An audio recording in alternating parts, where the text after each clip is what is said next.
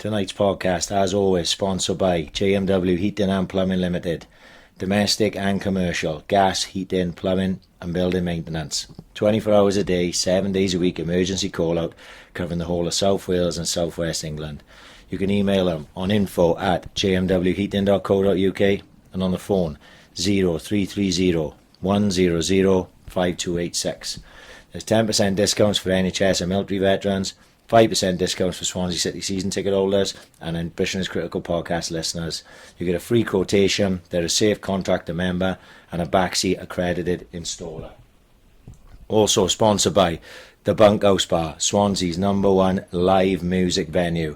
Finalists in the recent Swansea Bay Tourism Awards for a live music venue and now finalists in the Welsh Hospitality Awards for live entertainment venue. That's obviously #AIC Effect. You can get tickets for all gigs. They're available at www.bunkhousebar.co.uk. They're on all social media platforms, so get on Instagram, Facebook and Twitter, give them a like and a follow and see what they've got coming up. And they are now serving coffee and hot drinks all day long in the bar. And finally, Boss Brewery. The brewery bar is back and it's bigger and better than ever and ready for the new season. There's a new outside bar for quicker service and they are only 200 metres from the Liberty Stadium. They are now open from the earlier time of 1 PM on a Friday through to a Sunday night. It's a takeaway set up inside the bar with more bottles, cans and also 10-pint mini kegs for people to buy and drink at home. Also coming up there next week, obviously, is big Swans Cardiff game, so get down there to Boss Brewery before the Swans Cardiff game, get your photos, tag us in it, you know the drill by now. Tonight, we had a quiet week, not a great deal happened after the last episode. So this is going to take it up another notch. This is episode 88 of the AIC podcast with a man I'm yet to meet, a man I've heard a lot about, but a man I don't actually know a lot about. Peter Jones to his friends, to me and to a lot of other people, he's known as Welsh Pete. So here we go. This should be interesting. Episode 88 of the Ambition is Critical podcast with Welsh Pete.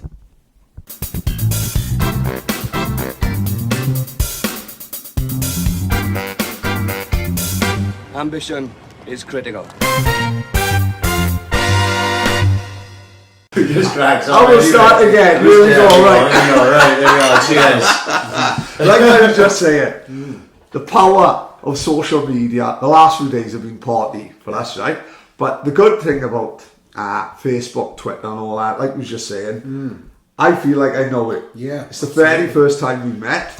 Yeah. But like I said, people like yourself and Johnny Owen, who've seen you over the last few years since like Facebook, and who literally, there's people that who've taken an interest in and who see, and who just see their lives unfolding and the stuff they're doing. Yeah. And like I said, you feel like you genuinely know people. Like, as Paddy said on the podcast, wasn't it, ages ago, like I think we were like brainstorming on the podcast, but like, you know, because we just chat away, like we were chatting with him, and he's like, oh, we should get Welsh Pete on or something. I was like, who's Welsh Pete? And he would like explaining what you knew, like, you know, because obviously, like you said, you're a few years old, well, good few, you know, what are you, 46, I'm 39. And it's mad how 46 and 41 don't sound much difference. But when you were in teenage years, that 11 and 17 year old, if you were 17, I'm 11, you're fucking poles apart. You know what I mean? You're still a bit bad at me though, probably. I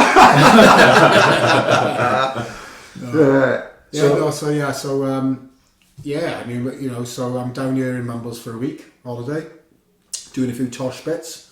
That's all coming on really good. Yeah. And what's great is today is the 38th anniversary of the Swans going top of the league at Stoke. So that was in 1981 on this day. Well, that's why we planned it for now. Yeah, today, we knew. We had it back that Stoke game's massive for it. And also we dropped another teaser last night, which you saw. Was it the Ellis James one, or was that the one? No, that was the one before. The Preston one. This right, was, okay, so yeah, that's been getting a great reaction. So, yeah, been busy with the Tosh stuff, and hopefully that's going to come to fruition soon. Yeah. You know, with a project like that, because obviously without jumping too far ahead, but when did you start that idea? When, you know, how long ago does the wheels start getting? Oh, by the way, it's a long story, because it was 3 years ago when I thought to myself, I want to make a film. I've worked in TV, I've been in bands, and I've been in that kind of world. What do I know about, you know? I wrote a book about the Libertines when I was in a band, you know, that became a bestseller, that was great. Then I moved on from that world because I came back to live in Wales. But what do I know about? What do I care about? It's just the Swans, you know. And then I whittled it down to the Tosh era. I'm a massive fan of that time. I was 5, 6, 7 when it all happened. Collect all that stuff. And I thought, no one's made a film about it. I know a few people I can maybe get this project away. And I thought, it's my lifelong passion, always will be. So I started germinating the idea in my head. A pal of mine who makes films, he made a film about status quo actually, it was on the TV the other day. He's a film director. He said, I know Gabriel Clark, who's ITV Sports. Yeah. We've all seen him. I think he's the head of ITV Sport at the He is, yeah. He's the guy who does the England games. He's the main sort of guest. So he does all every documentary on there is usually voiced by him as well. That's right. Yeah, he does all the docs. Yeah. So he was starting out with his production company doing docs on he did one on Brian Clough. So I sent the idea to him. He came back straight away and said, this sounds fantastic. I remember it well. He's an Everton fan. Yeah. So he would have been 15, 16. And his dad, believe it or not, was Alan Clark, the director, who did Scum. Of course. Iconic film. Yeah. So when I learned that, I thought, I'd love to get to know this fella. You know, Alan Clark's no longer with us, obviously, but he did The Firm. Of course he did, yeah. Which was much better than the remake, which they did a couple of years ago. I didn't watch the remake. The first one. First one is a classic. Yeah, Funny enough, you brought up Shadwell Town on Twitter today. Now, when we was younger, we similar to, a little bit younger. Hooligan?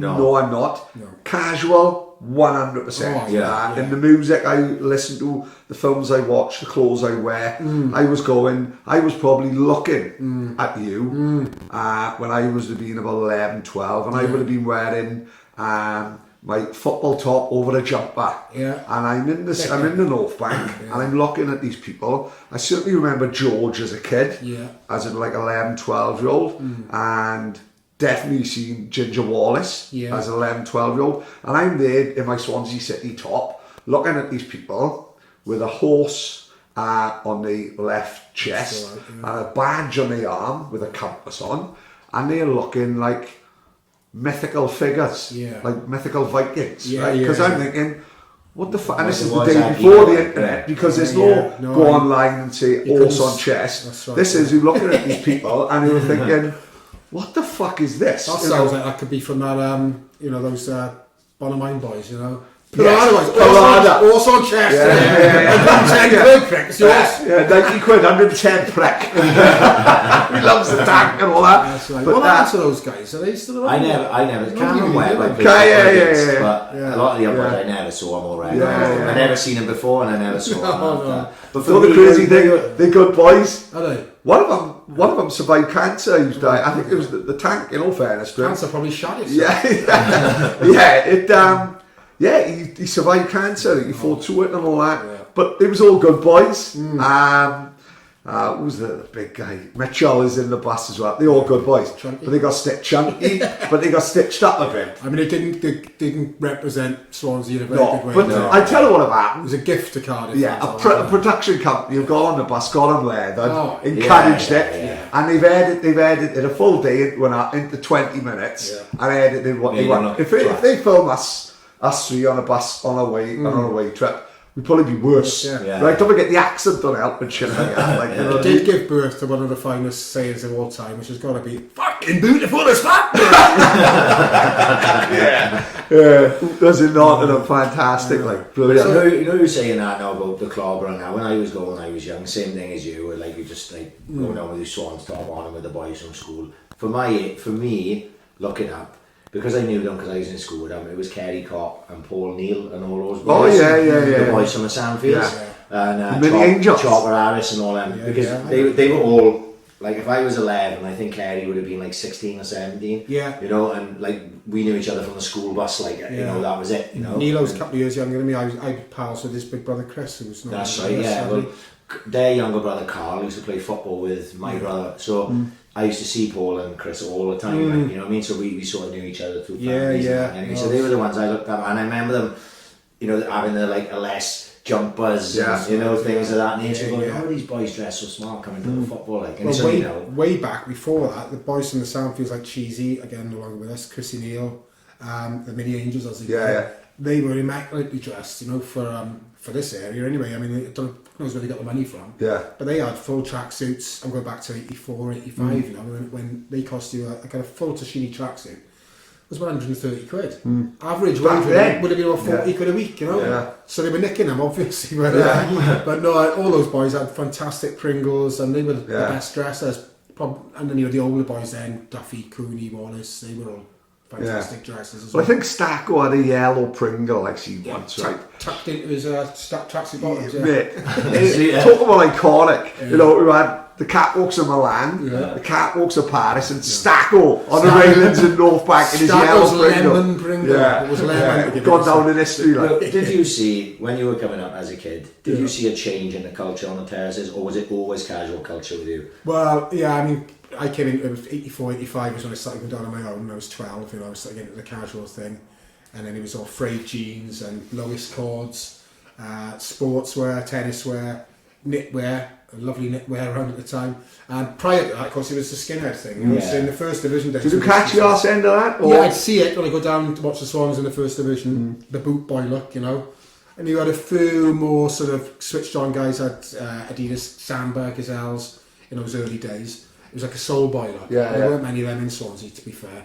It was more right up until about 83, 84, it was a skinhead look. That was my old man. Yeah, He was a skinhead. but then that sort of phased out. You still get a few skins coming with the boys all through the 80s, you know. Rags from Britain Ferry, Melon, Steve Hill, Little Sean, put old skins in there, you know. They look a bit incongruous with those bleached denim jeans and amongst all these casuals. But yeah, no, so I caught the casual culture right at the start, but I wasn't old enough to buy any of the stuff, you know. I would have, you know, what would I have? I'd have Le Shark as opposed to Le Coste. But then I'd get a few choice pieces along the way. And now, you know, when you grow up and you've got a few quid, you can dip back into Yeah, of course, yeah. It's come back round, isn't it? But in those days, the look was just so much better than what it is. Well, I say not what it is now, because it's come back round again, isn't it? But I thought the whole Stone Island sort of stuff was... I loved this sort of variety of the sportswear. You know, the Fila and the Toshini and the Lacoste and the Pringle. It was almost like a mod look. Yeah. You know, so jeans with... The Toshini and the Fila stuff is all coming back around now. But the reissues, they don't really look the same, do they? But it's good to see youngsters now at the footy dressing like that. Because there's more colour to it. But the haircuts were great in those days as well. Nowadays, of course, everyone's a bonehead these days. I've seen a photo of Newt, Kevin White, in I think he's got like a Burberry or Aquascot, like a Sherlock Holmes hat, and his quiff is coming down through the hat. Bear in mind, Newt is bald as a coot now. Yeah. He's gonna have a quiff if he tries. Phelpsy's wearing the hat. Right, it's Phelpsy and Newt haven't got the hat, and they've just got the quiff. And they both got Aquascot or Burberry Harringtons on. I mean, it's a great photo. The outside the Porter's wheel, and if you put that photo, don't they do sometimes exhibitions for like times like because I caught the arse end of the casual thing. So like, you know, like say because I'm 78 I was born, so like I said, I was about 11, 12. That photo, if you put that photo in an exhibition at a time of Newt and Phelpsy, it's perfect. It's outside what the Porter's wheel is now, and one of them's got a fucking Burberry umbrella or something. They were on the, what was it then? The Potter's Wheel? The pub. No, was it before the Potter's Wheel? It used to be a big mirrored hall, that did. Really? Yeah, there's offices inside there, so you could walk past. Especially with a nice flick haircut, you can buy yourself in it. Check yourself out like the aerial advert. You know what I mean? Exactly like that. So that was them on their way to the Vetch, I believe, in the 83-84 season. Really? Which is when the casual thing really kicked off, and you know, everybody wanted to dress in the casual style and sportswear, and all the donkey jackets went out the window. I mean, that photo of Phelpsy and Newt is as impeccable as any club can boast. Agree, But so that was all good. But getting back to, we digress slightly, getting back to the Gabriel Clark thing, sent the treatment, which is where like a synopsis, you know, for the Tosh idea. He said, great, let's jump on a phone call, let's talk about it. So before I knew it, then I was going up to London to meet him to talk about it. He said, we're really interested in this, and introduced me to his partner. And he said, it's going to cost 550,000 to make it. Isn't that unbelievable how much you just think, just stick our dog in the hotel, like, you know. What it is, and I've had to explain this to lots of people, is the archive footage that you need. So you watch any film now, you know, you watch the Johnny Owens Nottingham Forest film. Yeah. It's fantastic. It's kind Great, of a template for what I want to do, you know. The music in it is all Motown or disco. The footage of them winning European Cups, all that costs a fortune. I can imagine. 30 seconds of archive footage can cost you $6,000. Really? So if you wanted to show the whole season, the Preston game, the Leeds game, you know, you could only show little snatches of it because it's costing you so much a fortune. So they worked out the archive would cost them 150 grand. So straight away you need a chunk. Yeah, of course, yeah. And then the music, you know, if you want to use the Who, you've got to ask them. And they charge a fortune, you know. Yeah. Without all these component parts, you're left with a very basic, pointless film. Yeah. You've got to have the music right. And because the Tosh story was set in 78 to 83, it's blessed with fantastic music, you know, whether you're into disco, two-tone, the Jam, you know. So Flock of Seagulls. Well, Which would be iconic with the Swans, you know. That's right, yeah. So, you know, you want to get all that music, you know, Dexies, all that sort of ladsy music, you know, which is fantastic. So yeah, so they put a budget of 550 grand to it. Oh, bloody hell, where are we going to get that from? Shopped it around trying to find interested parties. We went up a few wild goose chases with people saying, yeah, we'll put money in. At one stage, Martin Morgan was going to help out with it. At another stage, Lee Deneen was going to come in on it. And then it all kind of went, they all have various situations going on, divorces and what have you. And it went out the window. So we went to the Swans and we had a meeting with the Swans. With Pearlman, the American. And Lee Deneen and John Wilshire, who's a good ally at the club. And we told them we wanted 70 grand off them just to get the ball rolling, you know. And they said, it's a great idea, guys, you know, we really like it, but we can't give you any money. And I said, we was in the Premier League at the time. This is 3 years ago. So at the time, they were doing a film about Bobby Robson as well. So that's the one that's on Netflix now. That's right, yes, on Netflix. It's done fantastic. And the budget for that was exactly the same. Now, if you watch that film, you'll see how the production values are fantastic. And it's high end. This is what the Tosh film would have been like under Gabriel, but we couldn't get the money together. What they did with the Bobby Robson film, went to Newcastle and Ipswich, who were his two clubs. Spot on. And they both went straight away, yes, we'll give you the bulk of this. Probably the full. Ipswich are hardly rolling in though, No, exactly. But they understand that by putting that, you put Ipswich back in the back in the public eye. Except a minute, Ipswich are low. That's right. But if you put a film out that shows Alan Brazil, Paul Mariner, John Walk, Terry Butcher, who gets a little bit of momentum, a little bit of memories, and people say, "Oh fuck, I love going on." It's a PR exercise, and it's fantastic for them. Even Mike Ashley from Newcastle put money into it, you know. So I was really disappointed. They said, we're going to go back to the Swans and explain this to them. I said, don't bother. You know? So Gabriel politely said, Pete, we've gone as far as we can. We can't take this any further. We can't raise the money. So parted on really good terms. So I was very disappointed because having seen what he's done with the Bobby Robson film, I want Tosh to have that treatment. So he was involved in the Bobby Robson one, Gabriel was. Yeah, he's the exec producer on that. So his company's gone through the roof now since that came out. Of course, they've also done this film called The Edge, which is a cricket film. I know nothing about cricket, but that's gone down a storm. I think it's got one of the players. It's about today's players, isn't it? That's right. It's really, really popular. That's right. They did a film about Steve McQueen called The Man and the Monster. They're taking off. And to have had Tosh produced by them would have been mega. It wasn't to be, although I still messaged them and they said I was coming on. So anyway, I went back to the drawing board and then someone tipped me off by a lad in Cardiff. It's a Cardiff season ticket holder. Filmmaker, young, hungry, and he doesn't care that it's a Swansea story and, you know, he's a Cardiff fan. He loves the story, didn't know too much about it because he's a bit young by your age. So we met, we hit it off. He's fantastic, he's brilliant. You know, it's not quite the same production values at this stage as what Gabriel was bringing to the table. But we worked out we could make it for a lot less by bringing the project back to Wales as opposed to Gabriel's company in London. So we're trying to get 275 grand together now, which is exactly half. So we got BBC Wales sort of going to give us a yay or nay in the new year as to whether they want to buy it off us for an hour's broadcast. That would be great because they own all the archives, see. So you'd have to pay these exorbitant prices for the archives. This is the days before Sky. That's right. So so if we were to go with them, which hopefully we will. I mean, they've made some great stuff recently, the Gareth Edwards stuff and Sam Warburton. Do you see the South Africa one? That was fantastic. I think you wouldn't have seen that. No, Gareth Edwards went to South Africa, and it was the time where it was the MP Peter Haynes, and he was really against apartheid. But the British Lions still went out there, and the British Lions would be out there, and all the South Africans would be supporting the British Lions because they're playing against the apartheid. You know, the South African is not one black player there, so they were playing in the provinces. and they were treated like kings, like, and it was like the South African scrum half, best they reckon in the world. Yes, yeah. That's it. One black guy didn't have a cap because he was black, you know, and went to meet them and all that. And it was class, wasn't it? You know? It was brilliant, and that would have cost a few $100,000. You see. Yeah, I The bet. BBC ones I've seen are the boxing ones. Yeah. Ones about Johnny Owen. Was it the Matchstick Man, and yeah. There was the other one which Liam Williams was in a few years ago. Right. The Valleys. Yeah. The Valleys boxers. I got it, yeah. That's the ones I'm thinking. Yeah. They're all good, but they're little half-hour things. They are. They're nowhere near as expensive to make.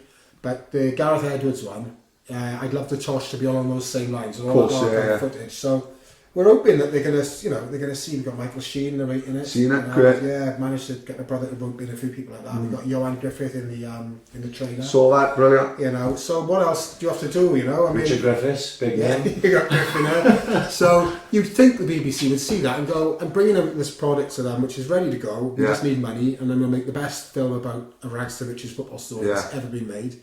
So we hope they've got the foresight. When we met with the BBC a couple of years ago, this woman commissioning out said, "Oh, there's not many women in this story, is there?" And I said, well, I didn't say it, but I was saying, it's a football story set in the late 70s. There weren't any women No, in of it, course, you know? yeah. But I got to know Martin Stewell's daughter, Karen Stewell, who's lovely, and because she was there right through the Tosh era.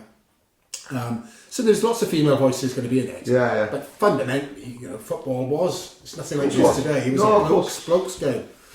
So that's where we're up to with Tosh at the minute. He's as keen as mustard to make it. Spoke to him today actually. He was moaning about he'd been in an airport for 9 hours because there was a Catalan dispute, protest. And he said he was in the middle. He said, 9 fucking hours I was in that airport for. And he said I was stood in the middle of the airport. There was thousands of people. I can only remember it was like going out to Wembley with 100,000 people around. Yeah. Trust you, Tosh. What people don't realise, I think, is how much of a fucking good player Torshak was. Yeah. Because I think the story sometimes, especially now we've done the Premier League years and all that, It gets forgotten. It gets forgotten with that either. They did a great 4 video set. What did it mean? Mid-90s, called Seasons in the Sun. I don't know whether God has seen it. Oh, is it Danny Baker? I'm not sure who narrated it, but the four VHS. Yeah. Division 4, Division 3, Division 2, the Division Swansea. 1. Yeah. Fantastic. It was great. Yeah. But now, because VHS has died off, I don't think it got brought onto DVD. So that could be lost, whether it's on YouTube, I don't know, Yeah, I mean that one they brought out, the Glory Years, it was called. Yeah. The Golden Years. Shortest video in the history of mankind. But, that was good, but it shite production values. It wasn't sexy in any way. It didn't interview any of the. This is going to be visually fantastic. Want to shoot Tosh in places like the Old Vetch, down the Gower. Make the most of this town. Exactly. This city, I've tried to spell that out. To everyone who potential investors. This is going to be a PR exercise for Swansea. Because there's such a variety of landscapes and there's wonderful footage of Tosh walking on the beach when he comes to Swansea in 1978 Castle Bay with his dog. He might have had a dog. He's got big flares on, the rain's coming down, and we tried to get him down there to shoot him again, so we could just segue it from this rain into the present day. Just watch his face changing, in the sun out. He went, fuck that, I'm not going down the beach. Oh, for fuck's sake, Tosh. So we had to make do with just sitting outside Verdi's. Yeah. But as it's gathering pace, he's becoming more and more pliable, and he's into it, and he's keen for the story to be told. So it's just fingers crossed, I don't see any reason why it shouldn't be picked up by the Beeb. As long as Tosh is alive, I'll keep pushing it. These things do take years. Oh, of course. I was just about to say, people think everything happens yesterday. Well, that's it. Tosh never understood this. You see, he doesn't understand a lot about sort of the media world. Well, he does a lot of media. He doesn't understand the nuts and bolts. Of course. And I told him, for example, Gavin and Stacey. That was 6 years in an intro before he even got looked at. Of course. And then look what a success is. So these things do take time. I was lucky Cameron was there. Cameron Tosh, that was at a meeting we had recently, and he's much more media savvy, and he said, Dad, these things... Just a generational thing. Yeah, I couldn't expect him to know, but I'm getting it through to him, and it's all good. So the appetite, as you've seen, on the Twitter and the Facebook, you put a teaser up, people are going, goosebumps, amazing, wow, I got to see this, I got to get this film out there for these people, Well, it's not that. I think this day and age, I can only talk on myself. Like, and Johnny Owens too. I Believe in Miracles. What the Forest. He done Don't Take Me Home with the Wheels, which is great. The Crazy Gang documentary about Wimbledon. That was brilliant. Fantastic. That wasn't that on. That BT was, Sport. yeah, and that didn't look like it cost a lot of money to make. Hardly any. That's Very cheap production. Poor production. But you know what? The story is there. You know, and they got characters. You couldn't write those characters from a film set. No. Laurie Sanchez fighting with John Fashion. You know, John Fashion wouldn't celebrate when Laurie Sanchez scored the winner. John Fashion said, "I was fucking gutted." That's right. Hated each other. Wally Downs, Vinnie Jones, for fuck's sake, the characters. They've all stood the test of time. Vinnie Jones is on TV now. Terry Phelan never looked like the type of guy that could be bullied to me, but he didn't like it there. He did it. And John Scales, absolutely petrified, couldn't handle it. Tough little mank Terry Phelan was. Yeah. But the Swans, they were an exceptional bunch of players at Wimbledon, but the Swans, we got the characters, you know, Leighton James, love him or loathe him. He gives good copy, especially give him a few drinks. Di Davis would be good fun to have him. You know, he was lampooned at the time, but he gives good copy. Who else we got? The Yugoslavs. As the abduction. I'd love to go over to Belgrade to see Ante Rajkovic and talk to him. You know. That could be achievable, though. All this, I mean, we filmed Tosh in Spain as well, where he lives. So you want to get a nice variety of backgrounds. He's out in Spain living now. Yeah. Is he managed, you know? He's just not. He's just literally just. He did a job in Macedonia. I was married to a Macedonian girl, so I know a bit about Macedonia. Random. Which I was, unbelievable. Where the fuck did that come from? Like, we'll get into that later. Which I was talking to him about. Then he did a job in Iran. That's the last one. Really? Yeah. And I rang him up and I said, you go to Iran, John? He said, are you sure is it safe over there? He went, well, I fucking hope so. And then he said, and he goes, Pete, it's Iran, it's not Iraq. They're two different countries. I said, I do understand that, John, but it still sounds a bit dodgy over there. It's not Newton though, is it? No. Iran, like, you know what I mean? It's a long way. You can see Trump going to war, Trump meeting up with Tosh, you know what I mean? In Trump Tower in New York. I was quite glad when he got sacked from that job. So I think he said to me recently, that'll be his last thing now. I don't think he needs the money. I don't know why he was doing these weird jobs. He got offered the Cameroon manager's job, which they're credible footballers. Yeah, of course. It's the same as like the boxer that can't let go. Absolutely. It's such a part of your life. You think how young Tosh must have been when he first kicked the football. And he's probably just like, this is all I know. 66 years of it. He's probably 64 years of it. So I think he's gonna pack it in now and just concentrate on. He's got grandkids and stuff. And, I think he does a lot of media work, and he's coming over for the Cardiff game. So so he's looking forward to that. And people forget how much of a success he was in Spain, mate. When Scorio was kicking off in about 89, 90, Tosh was the main man. He was Real Sociedad, he was a massive success. Well, he won the league with Real Madrid for the first time. They won it in a while, Unbelievable. And he took Real fucking Madrid. To manage them twice, it's arguably the biggest club in the world. That's some feat in itself. Unbelievable, which we all forget about. And like I say, younger generations probably wouldn't even know about that. We were lucky to be at the age where you could have seen little bits and pieces of that even. I mean, in Spain they call him John Benjamin Toshak. That's his full name, and that's what they call him. John Benjamin Toshak. That sounds Chinese. He did a fantastic job over there, and he learnt the language as well. You see, he's fluent in Spanish. He rang me up once. He started talking in Spanish. I was going, "What the fuck?" He went, "Oh, sorry, Pete. I started speaking to somebody else." He's so fantastic in Spanish. And he was telling me about Gareth Bale, picked up the paper one time when I was meeting him down Verdi's, and he was saying, what does a kid expect? You've got to learn at least a bit of Spanish. That's the one thing I always found strange. But then again, I suppose these days they're so pampered, these guys. They don't need anybody to do any favours. Why would you learn it? But it's effort, isn't it? It's effort. It's effort. So these people like Hugh Lake, for example, is the player liaison officer. So these players, if they have a parking fine, they go to Hugh Lake. When they get off the plane, Hugh Lake will pick them up on a bus. If their car gets clamped, they'll phone Hugh Lake. You haven't got to do fuck all. No, exactly. So Bale is like learning fucking Spanish is an arse ache, innit? So he's probably think, do I really need? I'll just get by. Like. Yeah. The thing is, he's probably thinking to himself as well, if I just do it on the pitch, they won't give a fuck. Yeah. You know what I mean? But then, it's a courtesy, isn't it? And that's where Tosh really picked up brownie points, was he learnt the language so well. But it's funny you mentioned Hoolake there, because he used to play for the Swans youth. Well, he played for the first team, yeah. I used to watch him with my cousin Mike Hughes, who was the keeper. Oh, right. I messaged Mike Hughes. He fucking blanked me, the bastard. he was the first, he was the last. No. He's a great guy. He's my cousin, and he used to play in the youth team in the Tosh era. 81, 82. I used to go and watch them with his man. And Hoolake was a great little midfielder. And then Dean Saunders, Colin Pascoe, Darren Gale. Loved Colin Pascoe. Oh, they were great players. Yeah. Unfortunately for them, they made the grade with the Swans first team when everything was going to take and that didn't have a good effect on their careers. But Hoolake, I'm glad to see he's back with the club. Doing a really meaningful job. Of course. It's right.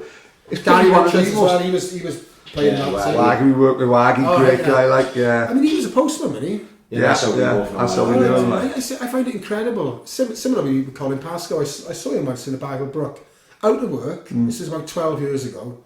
If he'd sitting there nursing a pint, he didn't have a job.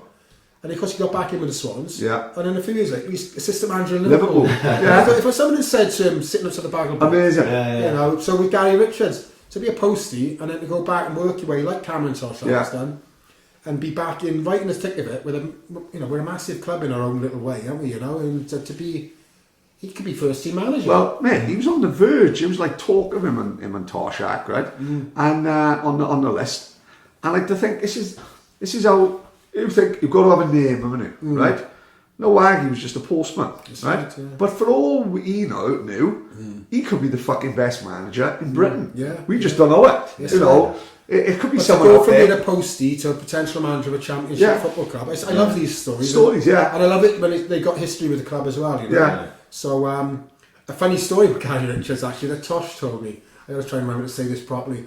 When he was thrust into the first team when the club was going down a pan, this was 83-84, and we got whipped. We didn't win away all season, losing 6-0 to Chelsea, 6-1 to Sheffield Wednesday, 6-1 to Fulham.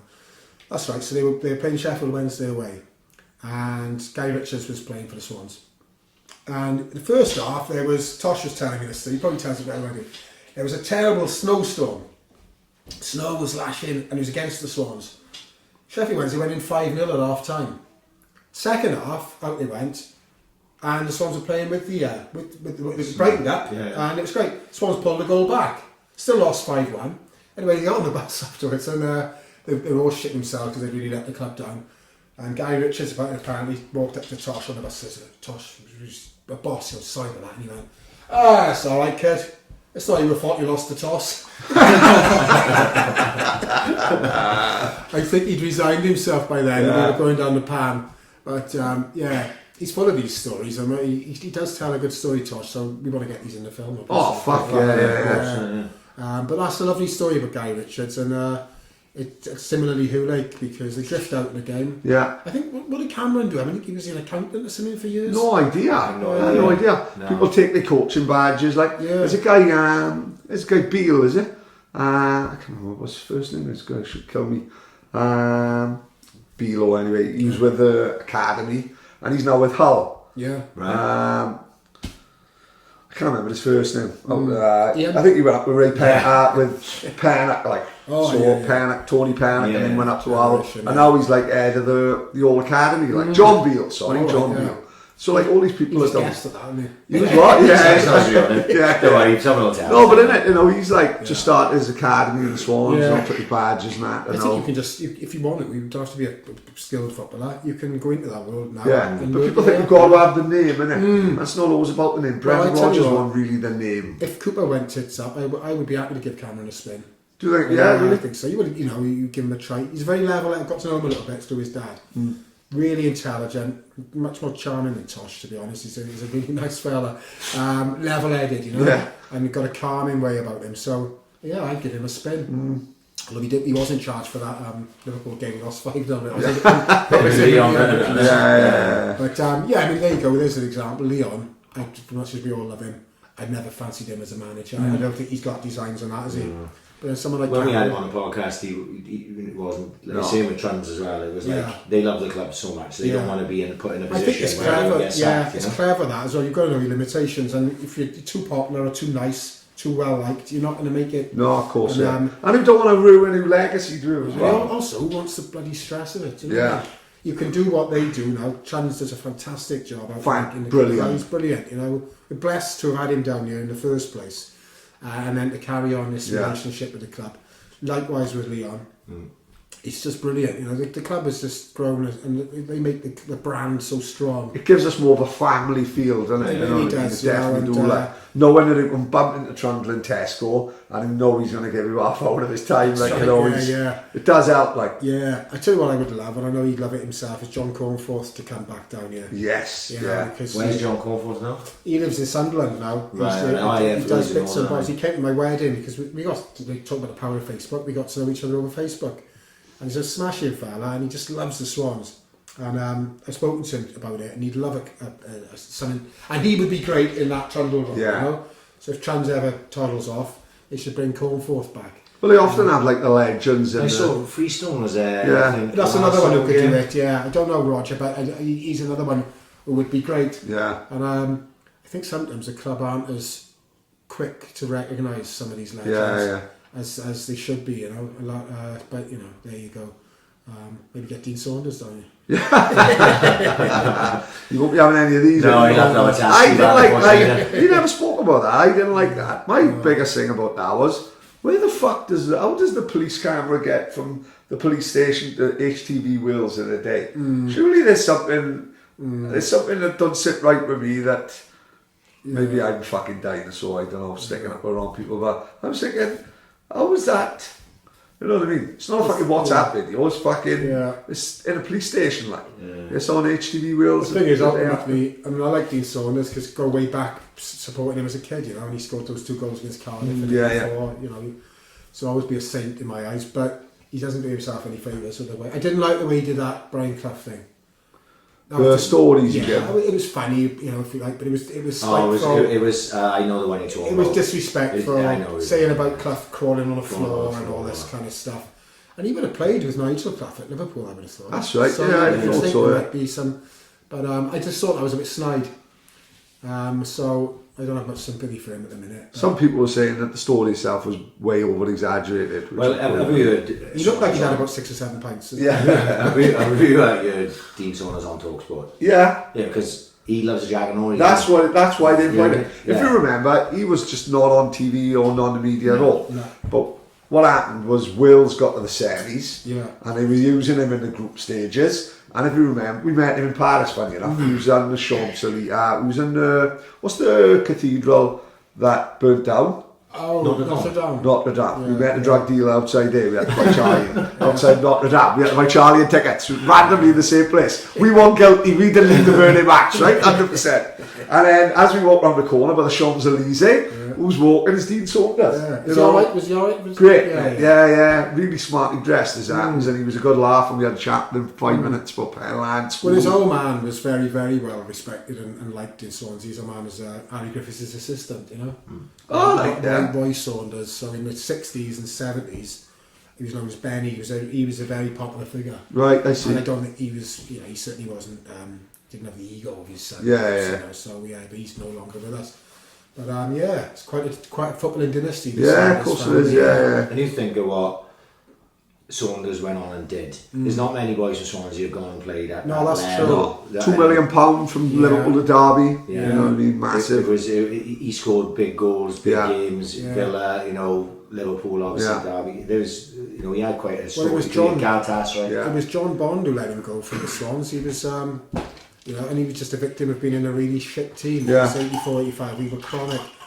He let him go to Brighton. He went to Cardiff on loan, actually. He played a few I'd games like, in Cardiff. I've never seen a picture of him in a Cardiff shirt, but he played 3 or 4 games, got him 1 goal. Then he went to Brighton, scored for fun there, then on to Oxford to Derby, and then the big boys from there, Villa and Liverpool. Yeah, that's you know, right, his career was pretty damn good, wasn't it? Like you say, Yeah. it's probably one of the best. I think our Excellent. Wales team, like, Yeah. with With Russian it was and, too strong, man. Watching Wales the other day and they praising it up. It was a game we played against Belgium. We beat them 3-1. Rush scored, Saunders scored, who scored. Fucking hell. Probably take away the fact we got the semi-final. I think that was a perfect storm of luck, team spirit, optimism, Gareth Bale, Ben Davis. Well, not just Gareth Bale, all the big players that we had, all playing at We're the all best fit. of their Yeah. And if you notice in the semi where we were, who did we lose? Was it Ramsey? Portugal, No, like Ramsey was injured. Ben Davis suspended as well. Yeah, so we missed a couple of players. Can't be this small. So that side, Neville Southall, probably one of the best keepers in the world. Kevin Ratcliffe, Pat Landon, were both winning Cup Winners' Cups and Championships. What I always thought of that team, there was never a midfield player there. Well, I was just about to say in midfield we had People like Nicholas, David Phillips, Barry Horn, Dave Phillips. They weren't. That's what they was done. Giggs on the left, maybe, but quality still. at the back and in goal, quality up front, but we never had a midfield to speak of. Yeah, that's and that's right. where we fell down. But prior to that, of course, you had the team that's half Swansea players: Leighton James, Robbie James, Speedy, Charlo. I think it was 6. Speedy would have played for Wales, yeah? Yeah, he did. Really? He won the first cap, I think, in '83. Dudley Lewis. I spoke to Dudley on the phone last week. Oh, really? Was he opposed to you? He was, yeah. Me and him was mates. Still is. We still close one. I tried to get him on the podcast, but I knew straight away because when Paddy said about Dudley a while back, me and Dudley worked as close as this together for years. He doesn't talk about football. Which is admirable. He doesn't talk about his career. He's not that way. I've noticed that he's quite sort of reserved, isn't he? Reserved, yeah. But don't you he's think, not though. He's a hell of a boy, but just about football, he doesn't talk about. But don't you think coming on something like this, you can do it once and then it's done? I tell you what, I'd certainly tune in for that. I'll pursue him for this film because he plays a big part in it, being the young player and Tosh running on the pitch. Because I remember that photo. There's a photo of the two of them, isn't there? It is Deds and Tosh. It's not now, isn't it? I remember that photo. He ran straight for Dudley Lewis and I did him, because he was 18 at the time. Unbelievable. And he's now very unassuming and all. Because I've been speaking the back and forth to Speedy. Right. I'd love to get Speedy in here. I'd love to get Herbie Williams. Yeah. Right, when he lives on the fucking corner. Sees him every day going to put a fucking bet on. Does he still wear specs? Yes, he does. Yeah. Now, a lot of youngsters will never have heard of Herbie Williams. Probably one of our most legend is not the fucking word. In terms of appearances, he's certainly top 10. Anybody from the 60s would cite him as pre-Tosh era, pre-Robbie James as one of their favourite players. Yeah. So I'd like to meet him actually, and I'd probably pass him in the street. Probably would do it. Probably past him now. Past Ladbrokes. The only reason I would know because Herbie worked with us. Swansea Posties could put out a good team. Mate, honestly, he had a hell of a side. I couldn't get in the fucking 30. But that's nothing to be ashamed of. We look at the first team, it was all fucking first division players. You know what I mean? Fucking hell. Was Chris Moore stick one of them? Christmas stick, but I was before the time. Yeah. So that's the Tosh era covered, really. I mean, that's what I'm doing down here at the minute, and fingers crossed, these teasers are whipping up some interest. And, it's going to be green lights in the new year. It's just good for you, good for you for doing it. People like the missus, and people say, "Oh, he deserves this." People worked so hard. It's a total labour of love. I mean, it really is. Yeah. I worry sometimes I'm going to get bored of the Tosh idea, but I don't, because more than anything, it's a reminder of my really happy childhood. I was lucky to have decent parents, take me to footy, and it was my whole life. So that era, before puberty and things start getting a bit, so you lose your innocence.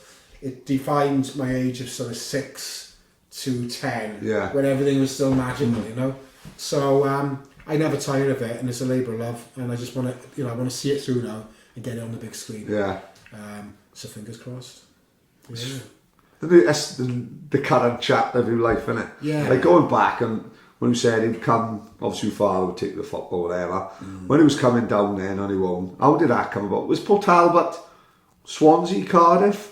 Mixture? How did you go for Swans and not for Cardiff? Well, my school, Bagland Primary, everyone was a Swansea fan. Really? Yeah, because it was the Tosh era. Right, okay. Everyone does that make a difference? I think it does. Big time. Cardiff weren't even, Really? The older Cardiff fans it puts on. I didn't know anything about since I was a little kid. But in our schoolyard, everybody had a Swans top on, whether it was the white one, the red one, or the blue one. And of course they all melted away as soon as I went down the pan. And I just stuck with it. And I used to get picked on, teased by the people who were Swans fans. And I see some of them now. Right. Down a little bit. Yeah, with the season tickets. All done out in Christmas trees. And I think, you such not before to give a dead arm. yeah. So, he went on holidays with Paul Scarlett. No, we got that forest tattooed in his lip. Yeah. So I stuck with it, and I've always been 100% loyal to the Swans. I just couldn't give it up, and so I. How did you travel down then as a sort of teenager? Well, I moved to Neath for a little bit, to Cardickston. So when I was 11, my mum let me go on the train on my own. Yeah. And there'd be a load of other Swans fans on there from Neath. That's when I got into the casual thing, because I'd see these older boys with Pringles and Island Scots. This was 84, 85. And I started travelling on my own. Then I started going away games on my own. My mum and dad let me Were go. the gang that you sort of attached yourself to, what it was then, Wallace? Well, I tell you what the funny thing was 86. When I was 13, I was hanging about outside the Vetch in the summer on my school holidays, just waiting to see a glimpse of the players for pre-season training.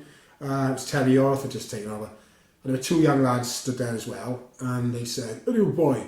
And I said, "Well, yeah, I think so. Yeah, no, I one of the boys." No one would be recognised as transgender, do you know what I mean? No, we'd have 63 choices. Yeah, so I said, "Yeah, I'm not one of the boys, but I wouldn't mind being, yeah."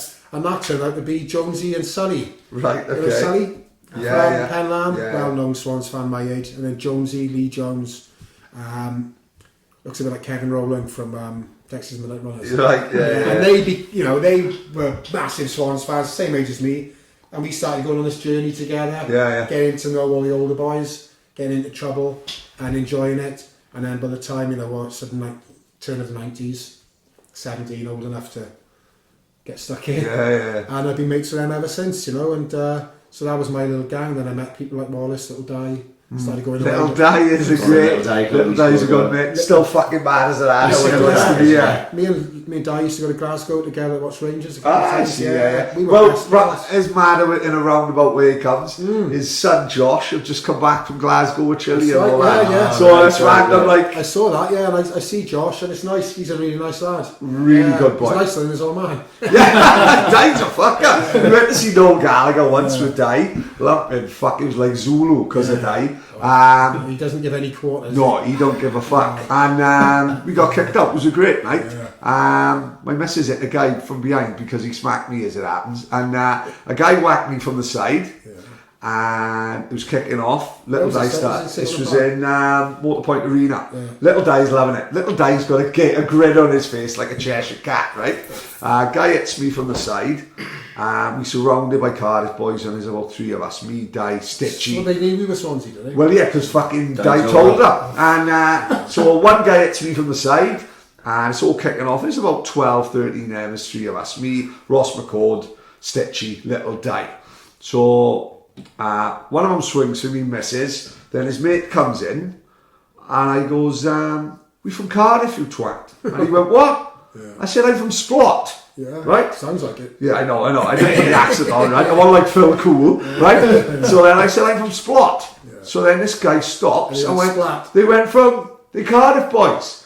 And he took one look at Little Di, and Little Di went, "We fucking know we jacks, you cunt." And fucking Little Di bottled him. He didn't really have. He had a plastic glass and didn't do nothing. He got kicked out a lot. Yeah. Don't forget, we fucking, 40s, right? Fucking but Little Di still crackers when he wants to be like, good laugh. He's in his 50s, isn't he? No, we used to be really, really good pals, and then, of course, I moved to London, and it kind of lost touch a little bit.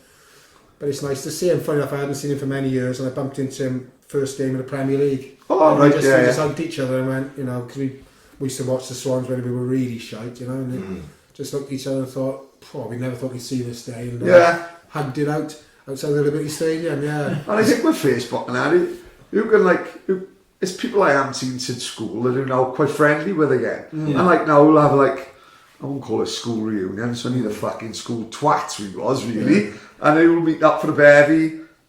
And it's great, you can still keep it. I had this conversation on the weekend in the pub with Joe Yates. Because me and Joe Yates, who's a lot younger than me. Okay, right? We've been just sort of pals on social media for probably 2 or 3 years. Yeah. And Saturday was the first time I met him. No way, really? I was like, fucking hell, right, Joe? It's like, as And Jose, it's a bit weird, isn't it? It's like me and him were mates, but it's like the first time But we meet him. you are mates though. Yeah. You are, like, I am friends with people through Facebook. And just because, fuck, it's weird to say, but just because I met them physically, don't mean you think any less of them. Like, you might spend more time talking to them than fucking all of others. Yeah. Like, you probably talk to, say, Stacey more than some of your mates, like. Yeah. You know what I mean? It's fucking weird, but great. That's the good thing about social media. Yeah. So yeah, getting back to that, we're going to watch the Swans. I went to a couple of games with my brother. Obviously, you know my brother's Rob Brydon, and legend in this house, by the way. He was legend with me with a thing called Marion and Jeff. Is it? Right, And I know why everyone remembers that. That was his first sort of breakthrough thing. Yeah, amazing. And now because of Gavin and Stacey, this house is fucking Rob Brydon fucking crackers. There's one day my daughter, typical teenage fucking years, miserable fucker, like hated school, hated everything, and Gavin and Stacey was on, and it was the scene where he's taking Stacey to the wedding, and the father died, and he's the uncle, so he's taking her in the wedding car, like, and he just brings out a letter from her father, and he says, it's emotional. It's brilliant, and he says he's written a letter for you, and I'm going to read it out. He said, read it out on a wedding day, and she looked at him, brilliant. And he looked at her deadpan, and he said, do you want me to do the lisp? Right? And my daughter, right, looked at me, in a mood, I just burst out laughing, and I was like, fucking outstanding, unbelievable. He's a legend in this house. Well, he never liked football, you see, so no one in my family did. I don't know. I was in school in Swansea, you see, when I was 5. Right. In Dumbarton, we got sent to a posh school up in Uplands. Really? Yeah, so that's how I got into it, because all the other kids were going into it. Yeah. So Rob's best mate was a big Swans fan, still is, David Williams. And he took Rob down there a couple of times in the Tosh era. And of course, he was very rough in those days. Yeah. And he witnessed some violence, and Rob's not, he's never thrown a punch in his life. Yeah. I think somebody kicked him up the arse, I don't know if that's I just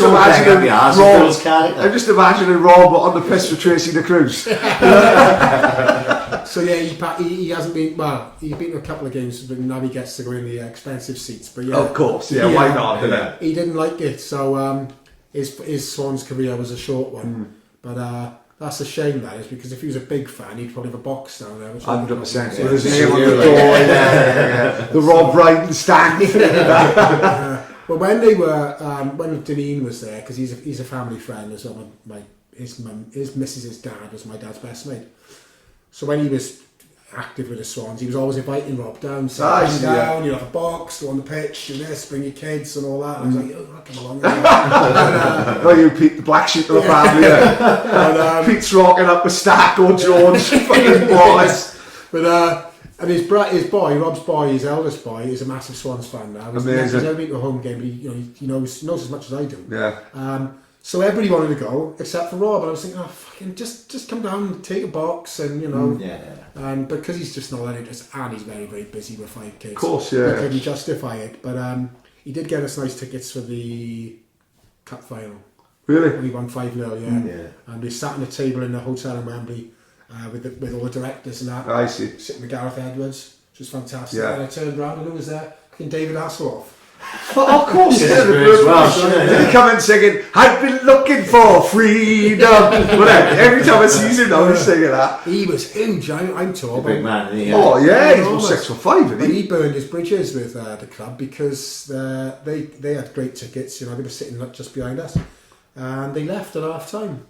Yeah, well. He said he couldn't get this soccer ball stuff. So I think somebody said, well, next time you ask for fucking tickets, he's not having it. Yeah, fucking, yeah. So we had nice tickets from Rob for that, and he keeps an eye out for him. He just doesn't like football. No, it's not everyone does. No, he just found it a bit too tribal, especially in those days. Yeah. You had skinheads, Swansea skins, you had punks.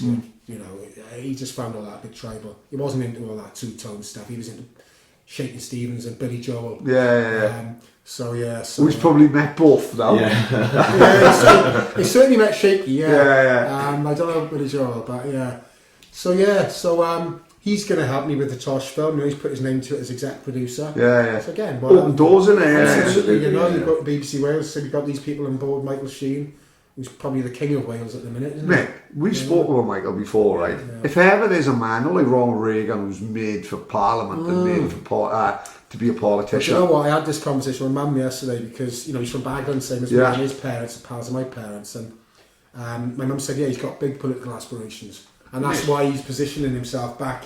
He's bought a house, he's built a house in Ystrad Gunwise. That's where he lives. Really? He's in a little tiny village up there, so obviously jet sets as well, so it's a nice place to come back to. Yeah. But I think he's positioning himself to take a part in local government.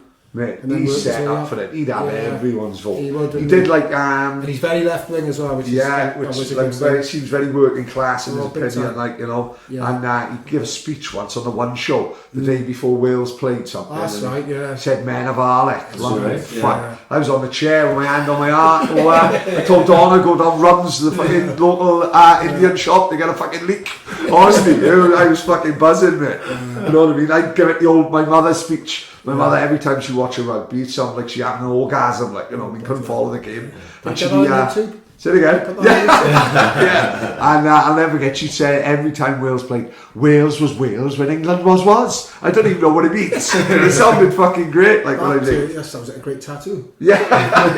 Yeah. But that might next time you go to bed though. Yeah. But I didn't realise this the other day. You wrote a fanzine for the Swans. That's right, yeah. God, you know, I've done so many things as a Swans fan. I forget sometimes some of the more formative things. Yeah, when I was 15, there was an explosion in football of fanzines. You know, every club had one, or most clubs had one, except the Swans. I was only 15, but I was quite wordy in those days in English at school. So I decided to write a Swans fanzine, Jackmail as it was called. Of course, now I do the online stuff. Yeah, of course, yeah. I started off just photocopying. It was about 12 pages long, A5, and I took 30 of them. This is 88, this was. I took 30 of them outside the East Stand. I was too nervous to go to the North Bank, so I didn't see them. And I stood there after a game, selling them for 30 pence or something, and they all sold. And I go home and a pile of change. I thought, this is alright, this. And then within about a year, you've got to think we only had attendances of 4,000 or 5,000. Yeah. For some issues, I was printing 1,000 copies. Really? And a couple of guys selling them for me. I was making a nice few quid, 50 pence, and they went up to a quid. And it was really popular. And one time I was down Mumbles getting on a night out, and I got a taxi back, and the guy was sitting there with a rolled up copy, and he made me feel really like, doing something good. This is reaching out, you know, the man in the street is reading it. You know, you might not have been at the game, but he's got a copy. And it was really popular, and I did that from 88 to 93, and then I moved away in 94. And then I decided to resurrect it in, I think, a paper fanzine. The format's dead now. I totally agree, You can't even give it away, really. And it's much more interesting. I don't know why. I buy one every time I go to the Swans. Do you really, yeah? Big shout out to Stephen Carroll. The SOS. Fair play. Because my boy, I always go with my boy now. Yeah. So instead of buying a programme, which I always used to buy him a programme, if I see Stephen, I buy the fanzine. Good for there's much more. Money's going back into There's much more reading in that as well. So it was really good, and then I resurrected it about 5 years ago on Facebook. Yeah. Which I see Facebook sometimes as a bit like a fanzine, you know, you can post stuff and you can get debate going. And you've got the birthdays every day as always, which I will find out on them. Yeah. So it's nice to bring the Jackmail name back, you know, because I was proud of it. It was I got into a guy from the Sunday Times picked up on it and offered me to come and get a job with the Times in London. I was only 16 at the time. I was scared of, I was just too scared to go to London. And of course I went there. Yeah, that's like ironic in the end. But no, you know, so it was, and because I was very young as well, it got sort of, the word went around, this guy's very young doing this fanzine.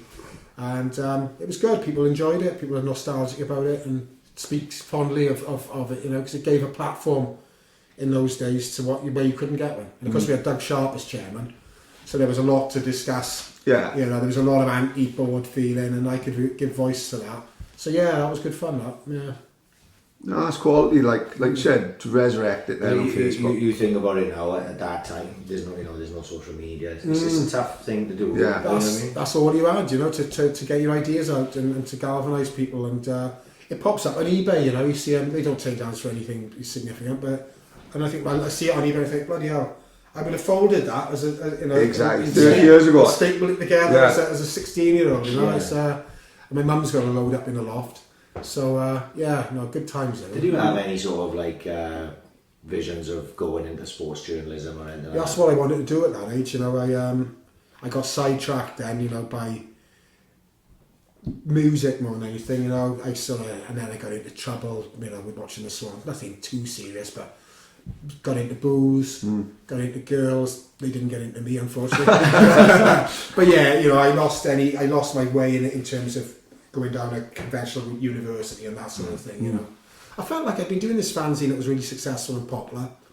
I was doing better than people going to university anyway. You know, I was out there earning it and doing well. So I didn't feel like getting a further education. I got into guitars and music, and I moved to London to pursue that then. And football took the back seat, and the Swans never really, but I didn't really go for a few years when I first moved to London. You know, I came back to Swansea once, I had long hair, skinny jeans before they were popular, and a little leather jacket, and I got clouted by somebody, you know, for looking like a nonce. And these are my mates. I sort of reinvented myself slightly when I got to London. How old was you when you moved to London? 21. And what was the reason? What were you going there for? Purely to get into music. Get into music in what way? Be in bands. Really? Yeah, so I was learning the guitar. I moved to Camden right at the time when Britpop was exploding. Part Life had just come out, Oasis was just happening. And I just got to know a few people, you know, and you know, it was perfect time, and I grew my hair. I suddenly became much more popular with birds. Really? I mean, in Swansea I couldn't get arrested, you know. Sold all my clothes, that's right. I had a few Stone Island bits, so I'm never going to wear these again. Sold them all to sort of fund my trip to London and bought a guitar. And just went down a different path, but kept up my football sensibilities and you know, following the Swans. But music was paramount in those days. What were you doing for work in London? Or was you just a jobbing musician? Yeah, bits and bobs. I never really made any money from music. Just bits and bobs working in Camden Market.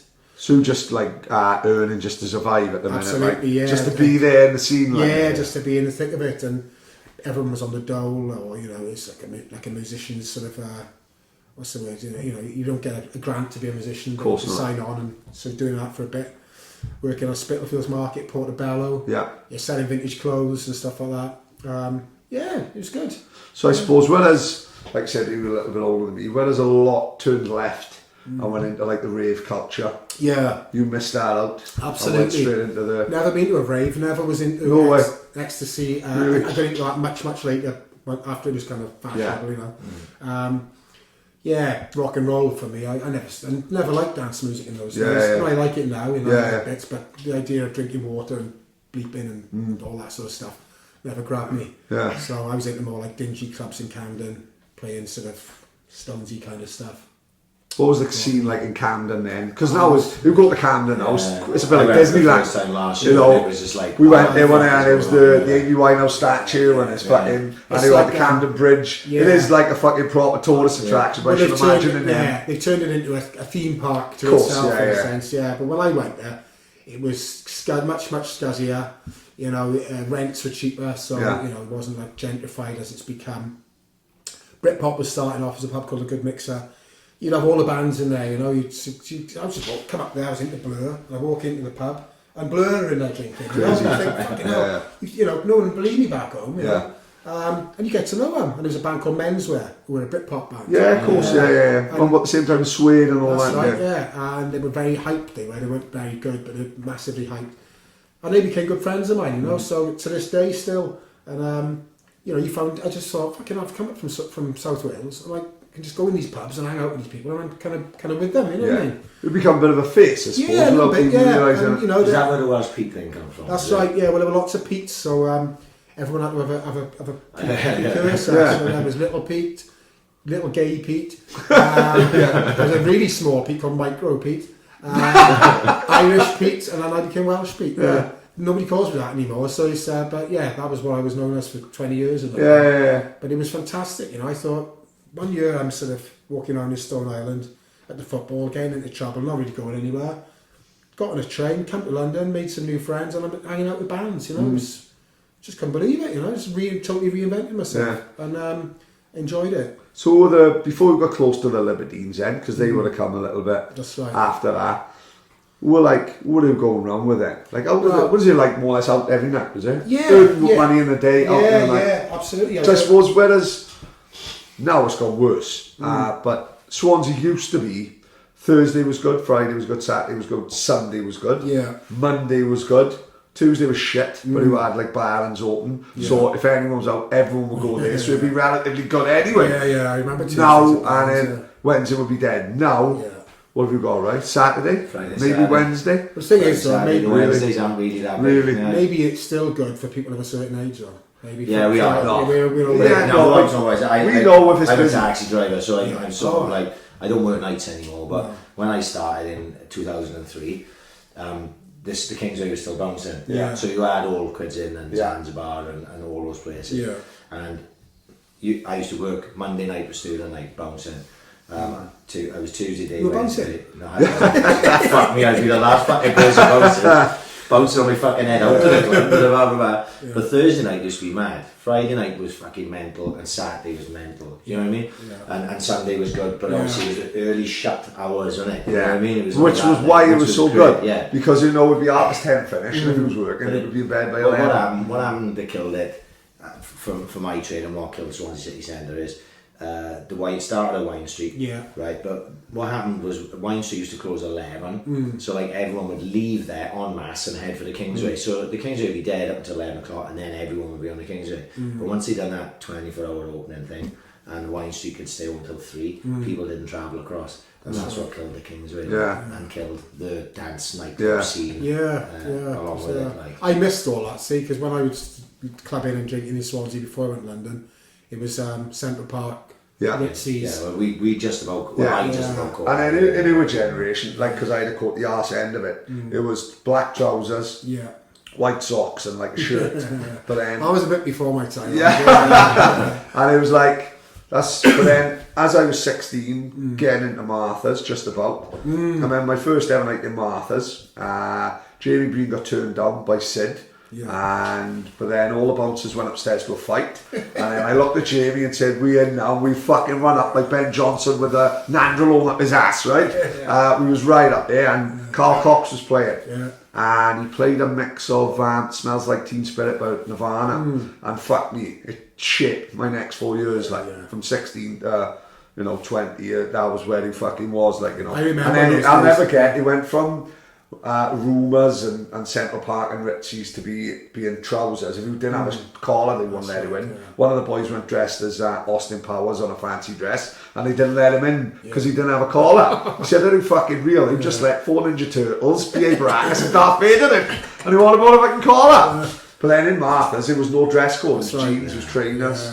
My mate Oliver Schultz had a Geo Joy orange jacket, and I was looking at thinking, fuck over the road, you've got to wear a shirt, like. And that was the start of that was club culture. part of the fun of going out in those days was getting past the bouncers, wasn't it? Legging it. Of course it was. Them, Fake ID and all that. You know what I mean? And they were brutal as well. I mean, some of those guys in Martha's, and no names mentioned, but and Ritzies, I had ongoing battles with all of them. Never really came to getting my head stoved in, but one time we did have a scrap with them. When I was only 17, all the usual boys were there, and they came out slinging baseball bats. Right. And I just think now, I wouldn't dream of getting into a situation like that. No. And I wasn't. I'm not tasty now, but certainly wasn't tasty then. I was game, as we call it, But the idea now of a bouncer coming at me swinging a bat, I just Well, it wouldn't happen now because Well, everyone's like- all this CSC.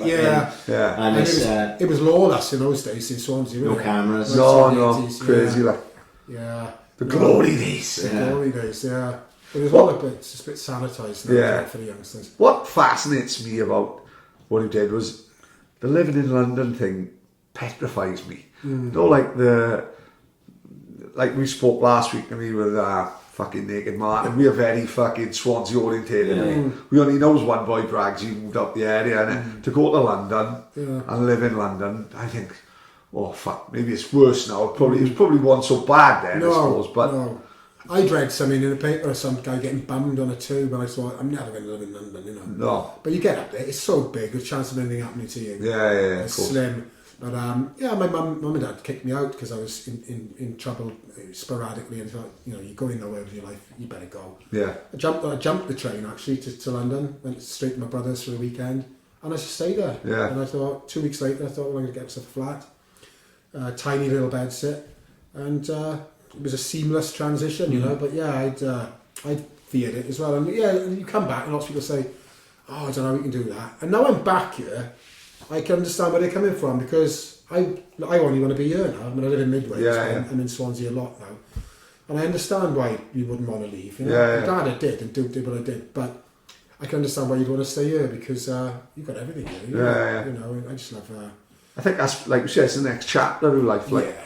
So I didn't appreciate beaches and things like that when I was young. Of course, yeah. Now I find myself the same. Yeah. You know, we lived by the sea all our lives, Yeah. and it's only over the last, I would say, 4 or 5 years probably, I'm sort of appreciating it. Yeah, it's a great place to grow old. This, you know, I mean, I'm down the beach. I was running this morning, run 6 miles along the beach. You know? Yeah. Waves lapping at my feet. Yeah. It was like San Francisco this morning. The sun coming up. Yeah. Unbelievable.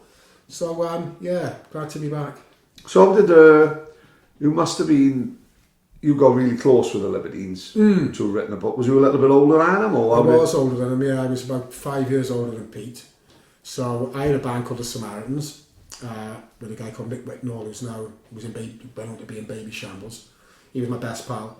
And we had a young bass player called John Hassel, and he was 16, and he was about 6-7 years younger than us, and he was larking about all the time, taking the piss. So we chucked him out. We only had him in because he had a couple of bass amps, and he had a really nice bass guitar. He belonged to one of the Slade bass player, which I was impressed with.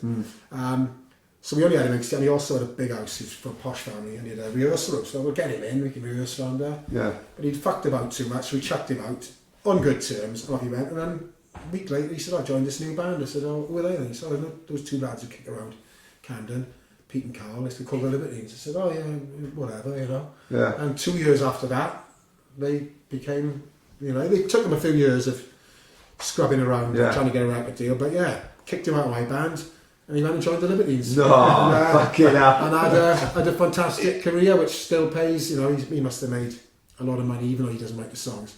You know, he's had a great life out of it. Really?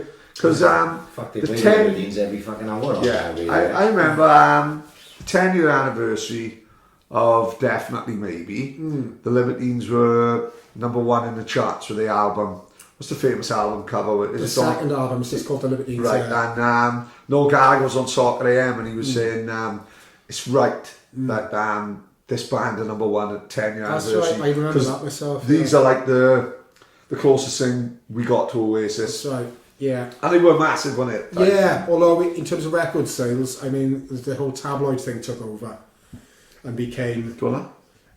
they became tabloid fodder. They never sold massive records. You know? Really? There was a spell there where, you know, Pete Doherty was like in the paper like every day. Yeah. Every day we offer it. People got a bit fed up with him, you know, when he first started, because we were really good pals at that time. When he started getting in the paper, it was quite a novelty, you know. Yeah. He was in it every day. My band at the time was supporting his band. It was good for us. Yeah. The singer from my band was having a baby with him, so she's a girl, by the way.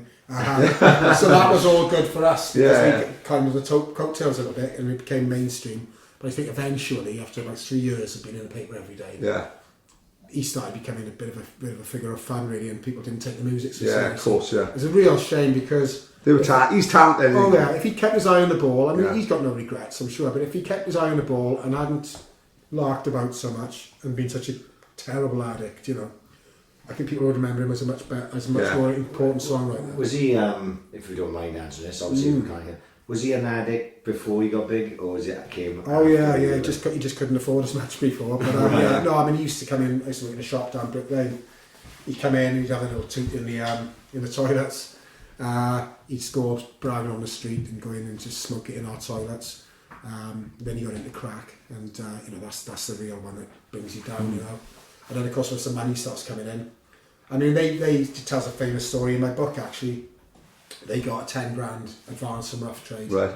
And he spanked all that. You know, they meant to be 5 grand each between him and Carl, and there was no money in the. He's a devious cunt, you know. He steals, and he's just. I think that's just being a junkie, man. Yeah. You know, in all fairness to him, he probably can't actually help that. You know. And the following day, Carl says, "No money in the bank account." He looked at the in the checkbook, which they both had to sign, and he realised that Pete had been practicing his signature. Yeah. So you could see the indent on the cover. Course, yeah. And he'd been, you know, I mean, that's the least of his crimes in the fullness of it all. But yeah, he's always been a very malevolent, quite a deviant, Dickensian sort of villainous Yeah. character, but he's also very charming. There's- And generous as well. He's been good to me over the years. I don't see him much anymore. Yeah, there's 2 videos. You can probably search them up on YouTube. Like, there's one where he's about 16, 17. He's in like a queue, being interviewed by MTV. Right. And the guy who I was thinking about it earlier, the guy who interviews him, I think he might actually be the phone jacker, right? Oh, the right, face right. jacker, right? So he's interviewing him for MTV in a queue somewhere, and Pete Doherty's talking like a Shakespearean actor, and this interviewer was like, "So what do you think about the queue?" And then he goes on one, and he says, and the interviewer looks at the camera and says, "Do you get that?" Yeah. And the camera went, "Yeah." And I've he seen went, it, yeah. "That's fucking great." It's He said, coming for the second Oasis album. right, that's Yes, what it is. Yeah. yes. And the MTV interviewer looks at the camera and goes, "Do you just get that?" And he went, "Yeah." And then he says another question, and then he says more. And the interviewer was like, "You're fucking great, mate," you know. And he comes across amazing. And then the other thing, if you ever get the chance to dig it out, it was fascinating. MTV was doing like, MTV would do a day in the life of. Right. And they had a day in the life of Pete Doherty. And he was, he did like a deal with Georg Goy. I was there for that, yeah. Fuck, you're joking. What's the name of the pub? The Prince of Wales, yeah. That So, was my mate's pub, that was. no way. Yeah, yeah, So- some great nights in there. how good it started for me, it was like half hour fascinating, right? So the boys from Georg Goy, the boys called the Donnelly brothers. Their father was I used to know him, in yeah. the Quality Street yeah. gang. Their father was a big gangster in Manchester. Right, okay. So these boys are not but the boys behind Georg Goy are not these posh fashion fucking people. They started out selling T-shirts in Happy Mondays gigs, right. and they started. They was doing better merchandise than the fucking record companies. So everyone was going to them to buy the merchandise. So they was making just fucking scallies, just making money wherever they could. Then they started making clothes, and they just had a white T-shirt with an eagle on it, and they opened a Vietnamese dictionary, and the first word they Is that where fucking you got the name from? Vietnamese Yeah, dictionary opened like Georg Goy. They don't even know what it means, Oh, no. but that sounded cool. Yeah. Like, and they had an eagle on the front, and they had Georg Goy, and they sold out.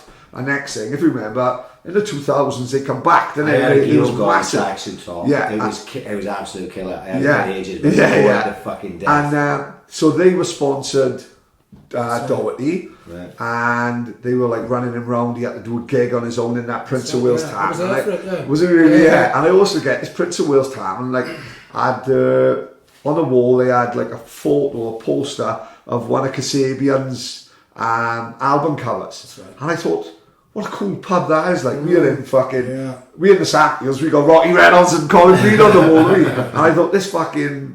This London pub, I got like, why would you have a music poster on the wall? I thought, that's fucking wicked. They wanted to borrow one of my Clash posters for it. No but, way. But I didn't want to give it to them because it could have got nicked off the wall. I sold it for free. Of course, yeah.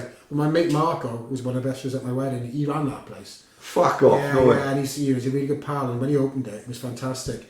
And that night he had the Georg Goy boys, who I never really got along with. They're a bit gobby. Yeah. And Proper Manx, like, you know, and they fell out with Pete because they wanted too much. They swaggered around as two of them. They thought they were the crazy. Yeah, I can imagine that, yeah. A funny story was one day I just left the booze. I'd gone home because I lived around the corner in Kentish Town, and one of their lads from Manchester came in. He just swaggered in. He said, "Right, I'm drinking for free. I'm from Georg Goy." And well, there was two of them, and they were swaggering around, and Mark was like, "No, that's not part of the deal," you know. Yeah. And they were really taking the mick. But Marco knows a guy called Gerard London, who's a cage fighter. Right. You know, was a big, from a boxing family in Kentish Town, proper hard half-caste fella, mixed race. Yeah, no way. Hashtag no racist.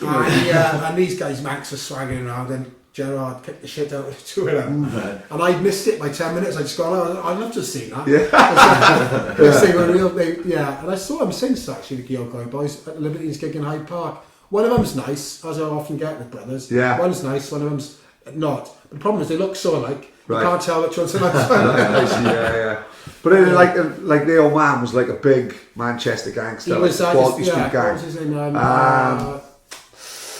The Donnelly Yeah, brothers, yeah. they are. Jimmy Donnelly. Jimmy the Bad, Jimmy the Weed. Jimmy the Weed Yes. Donnelly, yeah, that's it, right. yeah. And he's, Tim Lizzie wrote a song about him, because Phil Lynott was That's drinking right, his yeah, band, yeah. That's right, he had the Quality Street gang, and he was the main guy.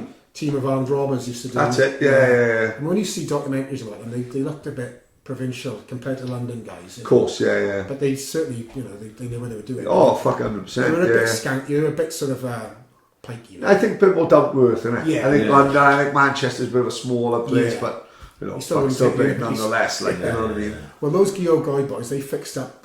Bears had a beef with somebody in Manchester. I've seen the video of it. Yeah, I've never They- seen it about this. Right? No, They brilliant. fell out over a bird, Bears, That's it. and this other local sort of mank Ardner. And the Geo Guy boys, still there's only one way to settle this.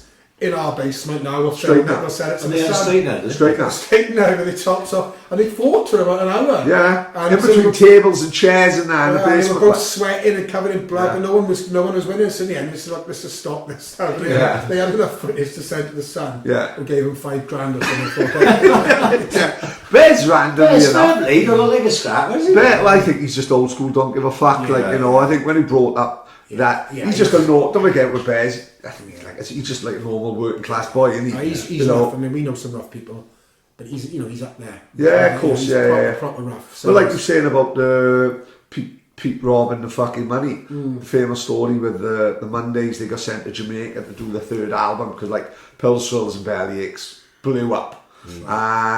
So he gets sent to, what's his name? We're gonna rock it to Eddie Grant. Avenue, Eddie Grant Studios in Jamaica and Kingston. And on the way there in the airport, Sean Ryder tips his methadone. Right? So he got no methadone for the fucking trip. He's literally licking it off the floor and scooping it up. And he sends him to Eddie Grant's fucking studios. They say, keep Sean off the drugs. First thing Sean does, drives into Kingston, like top boy. Drives into Kingston, scores as much fucking smack, crack, back Brazilian you can fucking find, right? And he comes back. They're 3-4 weeks in Jamaica. Comes back, gives the fucking tape to Tony Wilson, you know, and he says, "Fuck, this is the big third album." Factory Records on the arse because they bought the Hacienda nightclub. They got no money, but it don't matter. We got the Happy Mondays third album coming in. Presses play. This started off slow. Nothing on there. Must be like a new age thing. Fast forward it. Nothing on there. Just fuck all. Just nothing. They spunked the money. They've had fucking 4 weeks in Eddie Grant's fucking. And they were nicking the sofas and selling the sofas. On the That's street. full on, yeah. Now randomly Bez lives in Pontardawe. Does he really? Yes, yeah, by all accounts, well, that's like an urban myth, like that rat that was found in a chicken burger in Kentucky. Is there any bands doing that type of thing? Well, this is what I'm saying, like, no, we're saying about Pete, like, listen, I remember Alan Brazil, like, Pete Doherty got arrested about 16 times in a year, didn't he, and he stayed out of prison. And Alan Brazil was talking about him on breakfast on Talk Sport, fucking slagging him off. Was he? And I was thinking, well, he probably don't know the full story, because... Like I said, in the videos I seen, he was very well spoken and all that. He was just a fucking addict. But then that part of me thinks, well, I'd much rather him than Chris Martin. You know, like he's a proper rock star. Like, you know, like Liam Gallagher's like, you know, he's a proper rock star. Like, you know, he likes well, to fucking... talking about what the Tosh film being a labour of love, the other big thing I've done in my life was the Libertines book. And that was a labour of love. Yeah, I bet, They were my mates. And I was also a massive fan of them, you know. Yeah. And my favourite things like The Clash and punk. And they came along and it was just, you know... Yeah. Was it a scene that was following them, small gigs? It must be amazing. Yeah, they were coming out of a little pub in Islington called Filthy McNasty's. You heard of it, right? Shane McGowan had a stake in, so it was a kind of a scuzzy sort of guerrilla gig type venue. Yeah. Lots of bands. And also there's a lot of drugs going around. So it was a bit like New York in the 70s, CBG. Yeah, it's amazing. If that's not too lofty a claim. But it was, you know, it was organic, it was rootsy. Yeah. And at the centre of it were the Libertines, they were writing great songs, they looked fantastic, you know. Lots of birds started appearing. So I, you know, to be able to document it and write about going on tour with them, that was a massive labour of love, you know. So the Tosh thing is very similar to that. Yeah, of course, They lucky to have two projects. Yeah. And then, of course, before the book came out, it was going to be a small little culty underground thing. Literally 3 months before it came out, got with Kate Moss. Of course, yeah. A lot of people forget about that time. Like, Became a household name, and suddenly the book became a much bigger deal. And it actually outsold Eminem's book, which they put out at the same time. No way. Yeah. And you know, News of the World, God rest its soul, serialised it. You know, really? So we got money for that, and yeah, it was just a fantastic thing. Quirk of fate, you know. Yeah, of course. If it hadn't been for the tabloid stuff, it would have come out and it would have sold modestly. Yeah. It turned into of its genre. It was a bestseller, so that was fantastic. So that was a labour of love. It was just great to be part of it. It feels like a different life now. It was only 15, 18 years ago. But now, you know, married, dogs, mumbles. Hey on my... Yeah, birdies, hazelnut basket. You've gone from crack to hazelnut baskets, which some people say is more addictive, right? You know what I mean? You know, I wonder if I actually did live through that sometimes. But, yeah, you know, I was younger then, early 30s, 46 now, late 20s, you know. Now, a million miles from it, not interested. I think that's life though, isn't it? Yeah. You know what I mean? It's a bit sad to see Pete now. He's 40, 41, still doing it, you know. I think he still scribbles on his jeans and stuff, and, you know, he's got ripped clothes and, you know, filthy fucking fingernails. And it's a bit sad because everybody else has moved on. Do you know what I mean? Yeah. Carl Barrett, normal? Yeah, Carl's got 2 kids now, and he's, you know, he's, I mean, and he was a maniac as well. Really? Oh, absolutely. Just not as manic just put in a shade by Pete because Pete was so extreme. But Carl, you know, he won't mind me saying this, you know, he put away more coke than anybody Really? I know. Yeah. He dabbled with the hard stuff occasionally, but you know, the powder, he put it away like nobody's business. But and also troubled kind of guy, you know. Yeah. And, but they all are geniuses, aren't they? yeah. But he's you know, he's got himself together, and now he's a good dad. He had a troubled upbringing, so he doesn't want to perpetuate that. You know, he's learned from his childhood, and he's a lovely fella. But yeah, he would have been known as a rock and roll animal if it weren't for the fact that Pete was doing everything. Crazy, crazier. So together, but it was a great thing to witness. They really were a fantastic team, and very sort of. I mean, they were on the edge all the time. You know. It was incredible to be around. Proper rock stars. Proper rock stars, and they looked the part, and I was privileged to be part of it, and I was just to capture the zeitgeist, you know, and then to get a book out of it as well, which people still come up to me now, even in Swansea, and say, "Oh, you wrote that Libertines book?" I think, "Fucking how do you know that?" You know, and they say, "Oh, it was fantastic." Because I wrote it in a waltz and all style, you know, fly on the wall, and I was not going to write something. I mean, it had to be heavily edited.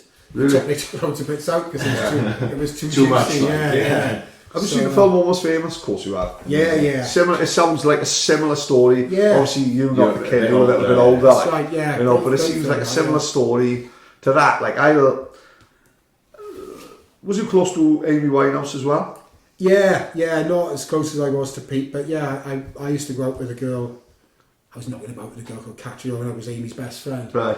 And I knew Amy was on the up, you know, she'd had the Frank album out. But she, you know, she didn't have the tattoos then. I see her around Camden. I was working in a shop in Camden. She bought a cashmere jumper off me. And she was really friendly. And she said, "Oh, do you want to meet her?" I said, "Yeah, of course." She wasn't famous by any stretch at that time. And she said, "Oh, I'll be in a good mixer." So she came down with Amy to meet and all that. And I happened to be playing pool in there with Blake. Yeah. And they hadn't met? No. Really? So he was your mate, was he? Yeah. I'd known him for a few years, just somewhere around Camden. Good boy? Yeah, lovely. Yeah. Take his drugs and stuff as much as he could afford. Nothing like what he became, you know. He knew Pete and all that. He was part of that crowd as well. Yeah. And playing pool, she took the cue, whipped us both at pool because was a fantastic pool player. And then we all went back to her flat in Camden, and the rest is history. We had to listen to them noisily shagging upstairs. Really? And she got a hell of a set of pipes on her. Jewish girl, you know, so I've heard they make a lot of noise. And, so... Shalom! So, and then, you know, there was no looking back from that then. So, I introduced her to Blake, which, you know, some could say... I've actually told her old man this, because I got to know her old man a little bit after she died. And he said, you know, she would have met him sooner or later. They were in the same orbit, you know, around Camden. Yeah. Or she'd have met someone similar. It's dreadful what happened to her. I was really upset. You know, we weren't tremendously close, but... You still knew her? No, and I'd seen her 2 or 3 months before she died. She seemed to be getting it together, you know. I think if you're an addict, you're always like that one step from it, though. If you're an addict, unfortunately. I think what would have fixed her was if she hadn't been with Blake for a start. If she maybe had a baby, do you know what I mean? Right. And had something to sort of focus on, you know.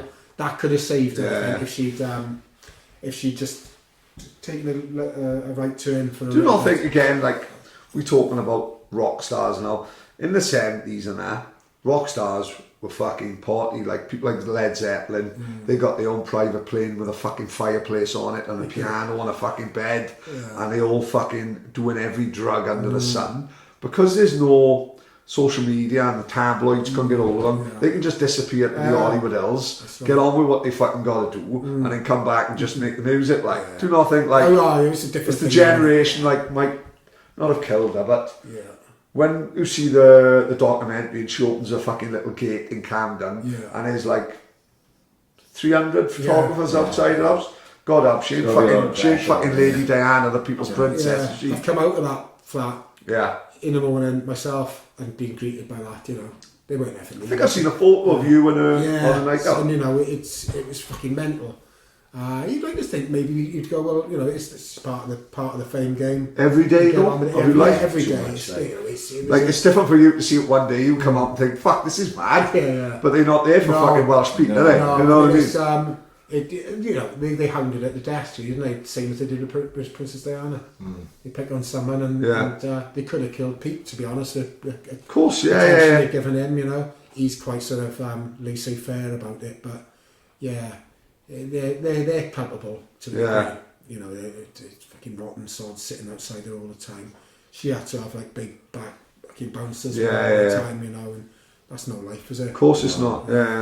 I stopped reading fucking any papers, right? I don't read no papers. No, I mean, I feel a lot better in my life for it. Yeah. But I don't know if you read any papers of that. Are they still fucking hounding sort of celebs of this nature? The scary thing, I think, is I'd like to think the three people that are on this table now know you read The Sun, you don't really believe everything that's in there. Please, come on. You know what I mean? It's all fucking bullshit. I haven't picked it up for a long, long time. But my worry is, there was a time there was 3 million people a day. I couldn't tell you how many people read it now.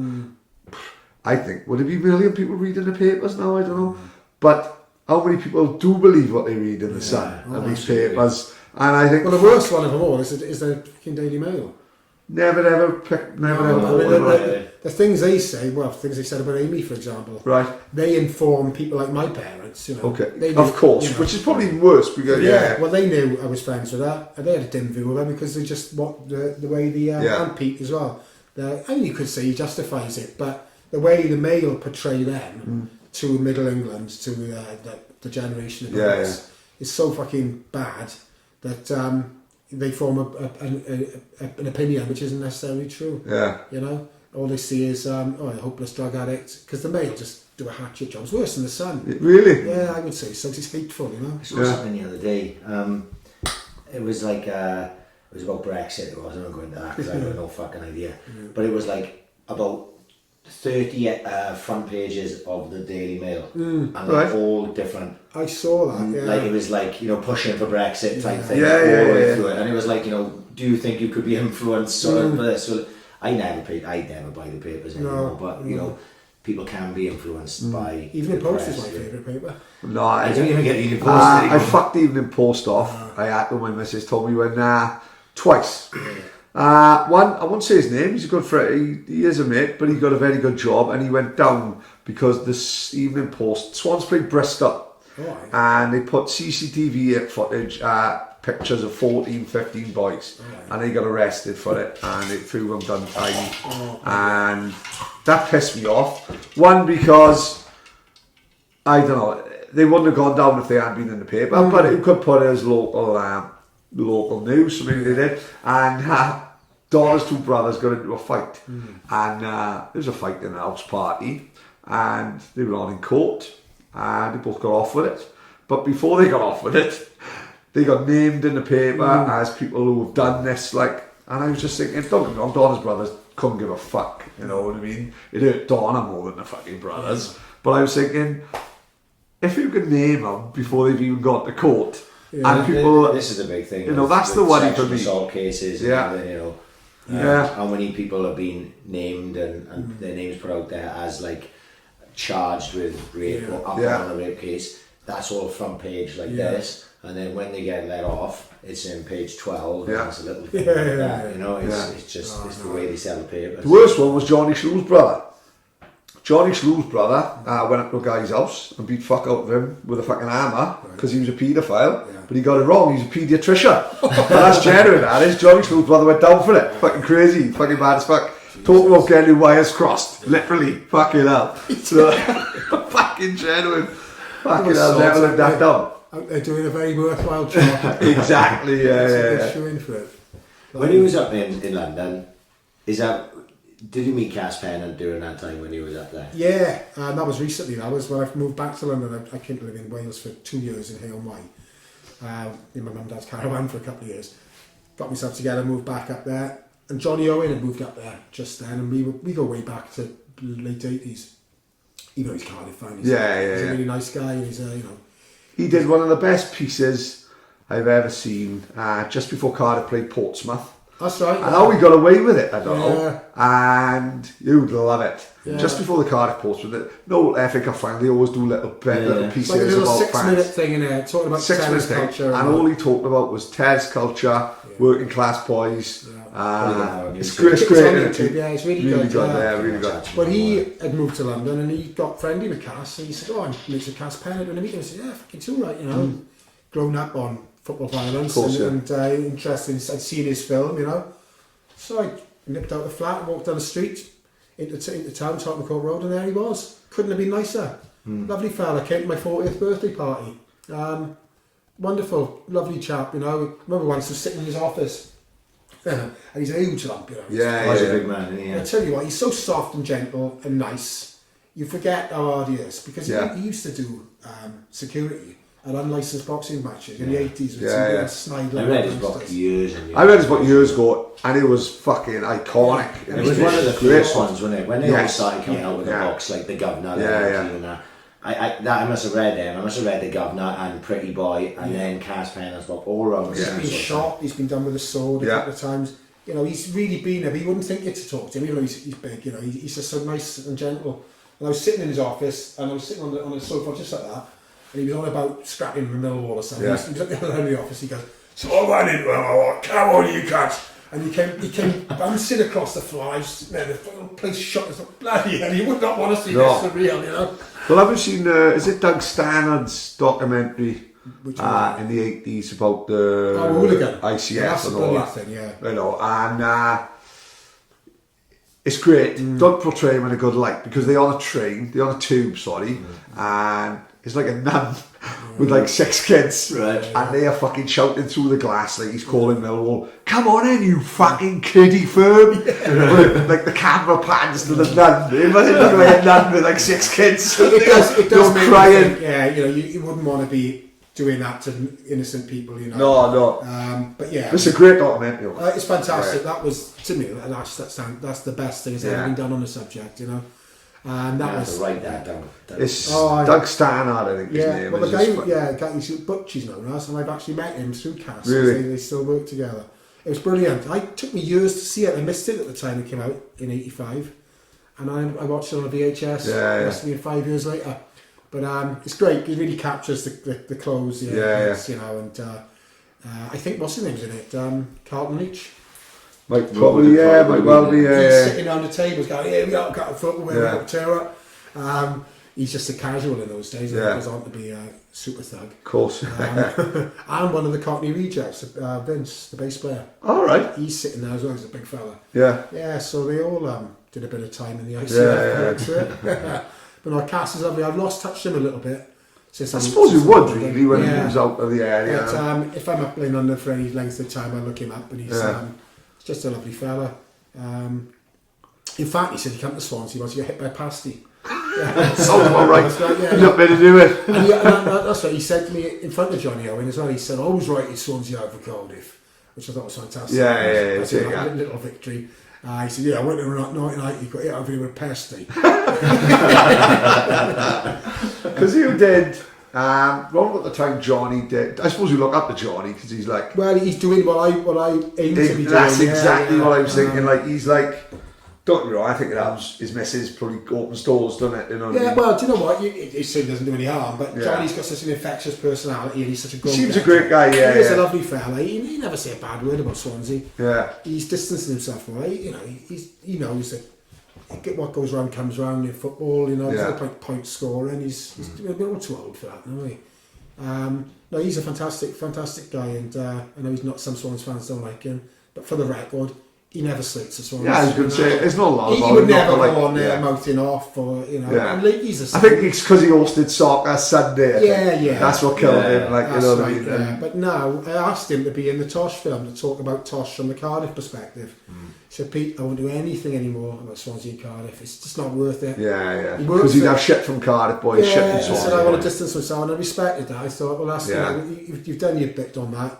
He works a lot in Forest now. He lives in Nottingham. They're giving him a job as like the Media marketing. officer, yeah. Great, don't know what. I was talking about it for about a year back. Yeah. What Yeah. a call that is, Yeah, like, and because he's he's got good mates with Botsy, like That's right. Gary Yes, Botsy Clark and all that. And his new film is coming out now soon. It's called Three Kings, and it's about Busby, Ferguson, and Shankly. Really? Yeah, and no, Busby, Jockstein, and Shankly, all born within 20 miles of each other. Unreal. The three Scottish managers Yeah. who shaped 20th century football. It's Yeah. called. And it's again, it had brilliant production values. Ridiculous, yeah. He's got a amazing. deal. He's got a deal with BT Movies, I think it is, to produce X amount of films. Fair play. So he's doing what I want to do. Yes. But if I only make this one about Tosh, I'll be happy. You know? Yeah, of course, yeah. Unfortunately, with Tosh, it doesn't have the same global pull as Clough or these guys that just Great mentioned. story. Yeah, You know, but and I think you people can't- watch you will say, fuck, wow. Yeah. You know? But so you know, and again, Bobby Robson's got a greater gravitas than Tosh. I haven't seen that. Is this new It's on on Netflix? Netflix. Right. It's a Bobby Riley. I think it's the same one. It's Yes, on yeah. Netflix, It's good that it's on Netflix. So I went to the premiere actually in London because Gabriel invited me to Yeah. it. And it was bittersweet for me because it was A little bit jealous. Of course you it are. was Yeah, so yeah. well made. I Yeah. thought I want my film to have this Yeah. production values, you know. If somebody came along now and said years 5, well, we actually brought the budget down, so let's try and do it at 450 as opposed to 550. If a fairy godfather came out along now and said years 450, I'd go back to Gabriel and we'd do a co-pro with my mate in Yeah. because I'd want them to do the to apply those same production values. Yeah. But you know, that ship has sailed. We'll get it out there. It'll still be fantastic. Yeah. And onwards and upwards. Sounds great. Like. Yeah, fucking I'm excited. Because Yeah. we know what we should have done. We talked about coming to the gallery, when you had the exhibition. Yes. and all. Yeah. We'd only just started the podcast, Yeah. didn't we? Don't forget we both like. I think It's now fucking time, man. it was like about how many years ago was it? Oh, Well, it was 2 years ago that Yeah, well, exhibition Yeah, we as started we were just starting, over but 2 we years were ago. talking about it. We were Yeah, talking yeah. about it then, yeah. The opening night was fantastic. You had people like Steve Jones was there. I know he's listening tonight, so right, Steve. Crazy boy. Yeah, Chili was there. A load of those boys. We had David Giles there, Speedy, Tosh, Gareth Edwards, Kurt, and Pendarian sponsored it. I know the guy who was Awesome, Pendarian. yeah. So we had It was drunk as fuck. Yeah. he gave me 160 boxed miniatures Right. to give out, and he gave me 24 boxed litre bottles to Right. give to VIPs. So Chili ended up with one actually. Yeah. I gave up to Gareth Edwards, to Tosh, and then one person I didn't give one to was Tosh, you know. For some reason I just overlooked it. He goes, "Where's my fucking whiskey, Pete?" Oh, never. So I luckily had one left. Takes it off Dudley Lewis. Gives it to him. So and I managed to walk away with about 60 boxed miniatures, which kept me nicely tipsy through the rest of the exhibition, the next week of it. So yeah, it was a fabulous night. That was, and I've got loads of attention during the exhibition. People coming in saying, "Oh, I know somebody might want to put some money into this," you know, because it's an investment opportunity. It's not a charity case, you know.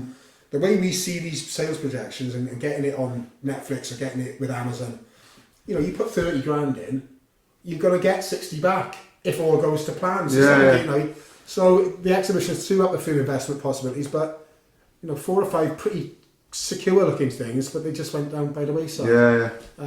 So hard, I think, to get funding. Like, you It know. is, you know, and it's, you know, no one's getting any richer at the minute, at least. Yeah.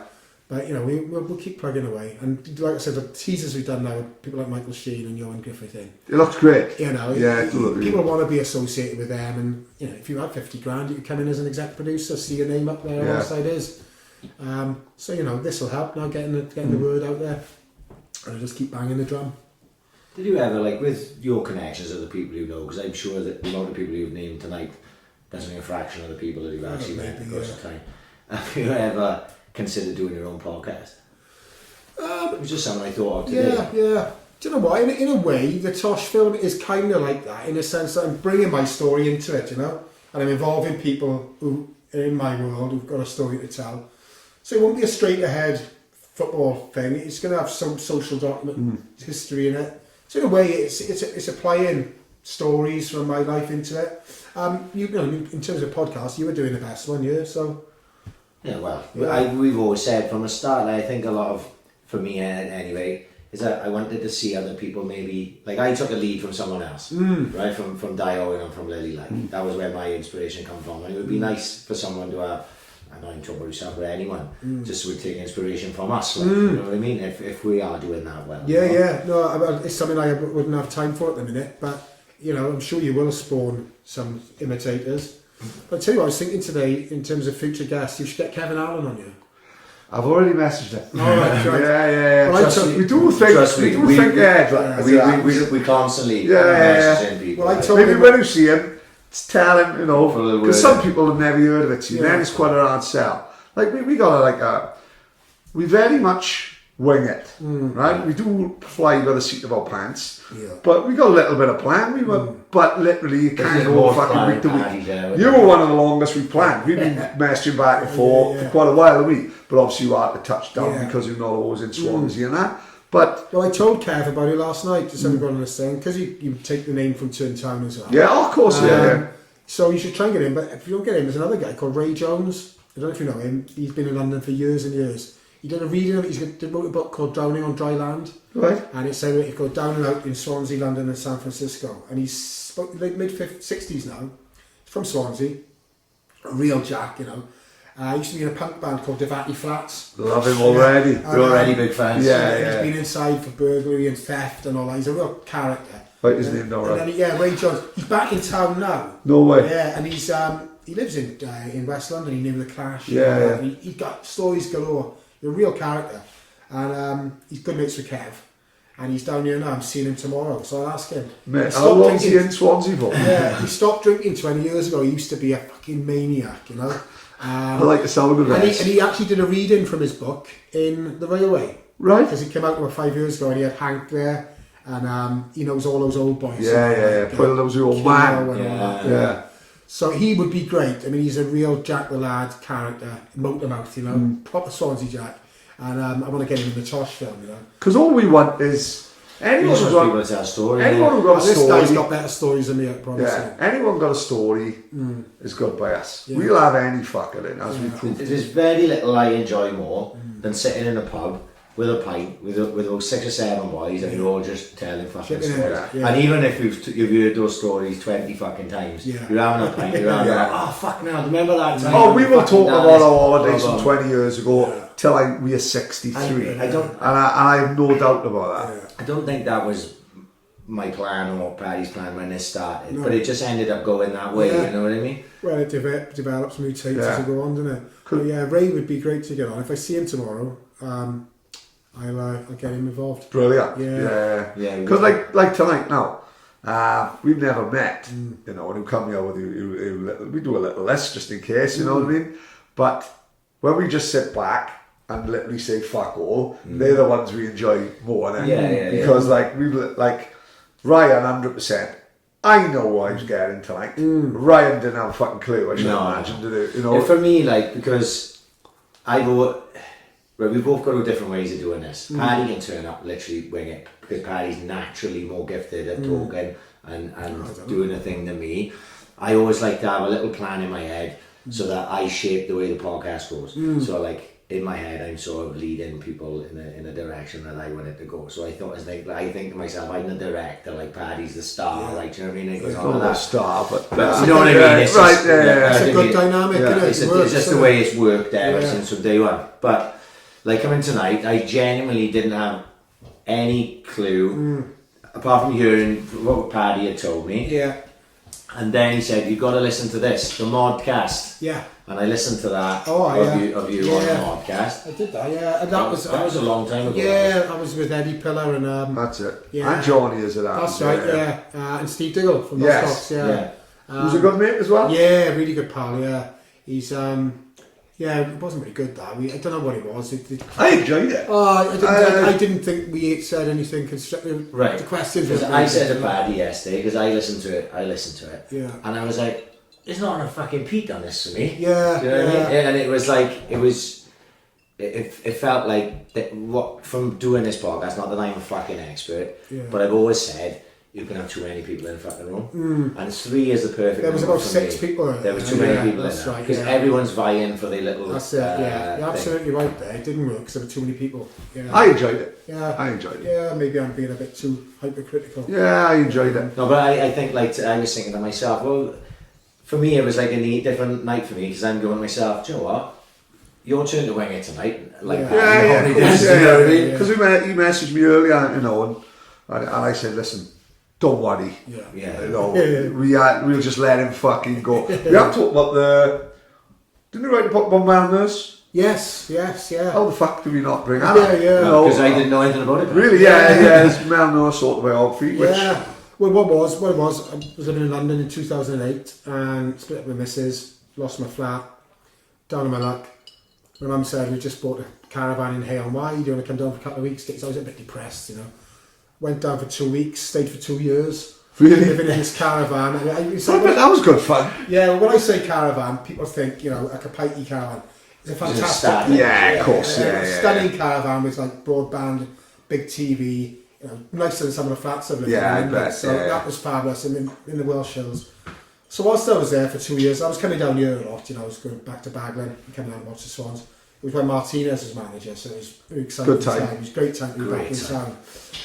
But I thought, I'd love to write, I'd done the Libertines book, you know, and I thought I'd love to do a book with Mel Nurse because he's a bit of a hero.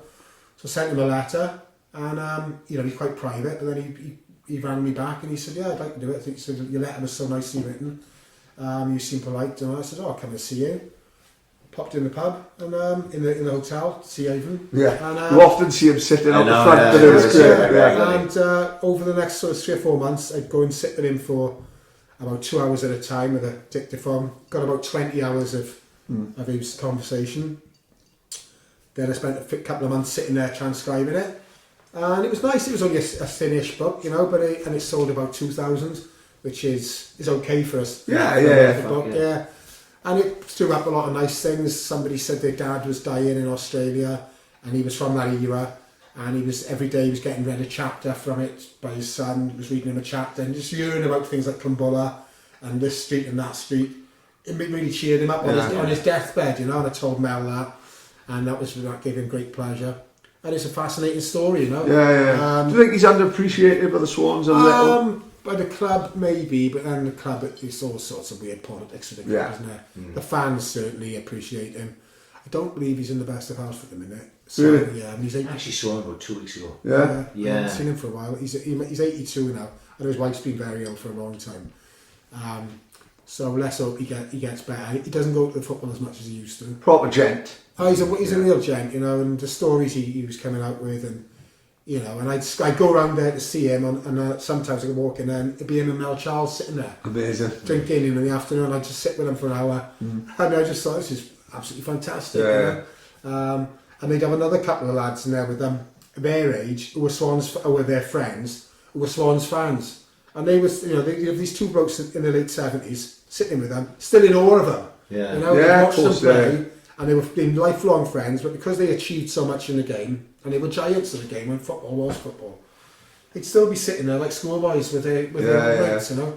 So that was wonderful, and that was a really rewarding thing. We had a launch night in the Monkey Bar, which my brother came down and helped with the opening. People like Wallace were there and Ginger, and that was a great night. Free booze. Monkey Bar were great. That was a good little venue. That Mel came along, was really overwhelmed. You know, it was he put on his club blazer with his Swans badge, good. and I got BBC Sport Wales to come down and film it.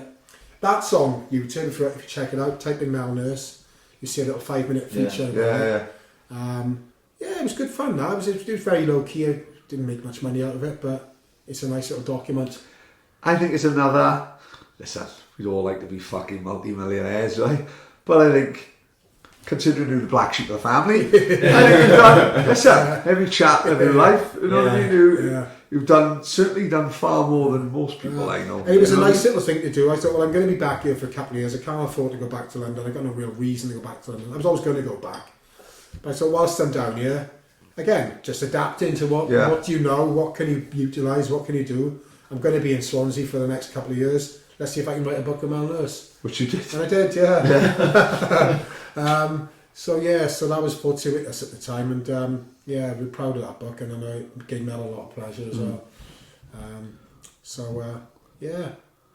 Randomly, my old man's mate wrote Mel Nurse's book, In the Shadow of a Giant. Mel Charles's book. Mel Charles's book, sorry. Right. Mel Charles's book, In the Shadow of a Giant.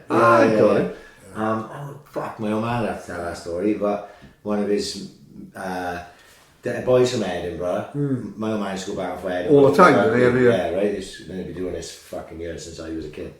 And one of the boys up there coming back, on the Sunday when the Scottish boys are down, they used to drink in the Sandfields, and they met Mel Nurse that way. Badminton, is it? The badminton, and they got talking to him one day. Colin, I believe, wrote it, and he's like some sort of sports journal in Edinburgh. I like that. So he got talking to Mel Nurse. These conversations were had, and not Mel Nurse, sorry, Mel Charles, and you got conversations had, and before you knew it, he was writing his book. I suppose it is right, mine. If it's his brother, is it? It's John Charles' brother, yeah.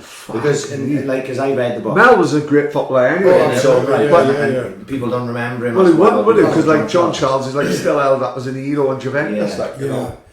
Funny enough, Mel Charles used to take the mick out of Mel Nurse, because when Mel Nurse's book came out, it was paperback. And I got Charles' book, it's a hardback, and he goes, mine's hardback. That's the one I had. I'm not sure if my old man bought it, and then I borrowed it off my old man and read it. And because obviously, even John Charles, they were all out of my, I didn't know much about it. But when you read the book, you go, fuck me. Mel Charles had a hell of a career. But it was like, because you don't even really think of it because of John Charles, and a lot of that talk about them growing up in Kumbulla and stuff, and it was lived next door to Robbie's. Yeah. In the house next door to Robbie. Well, they all came from that street, didn't they? The Charles brothers, was it the Old Church brothers?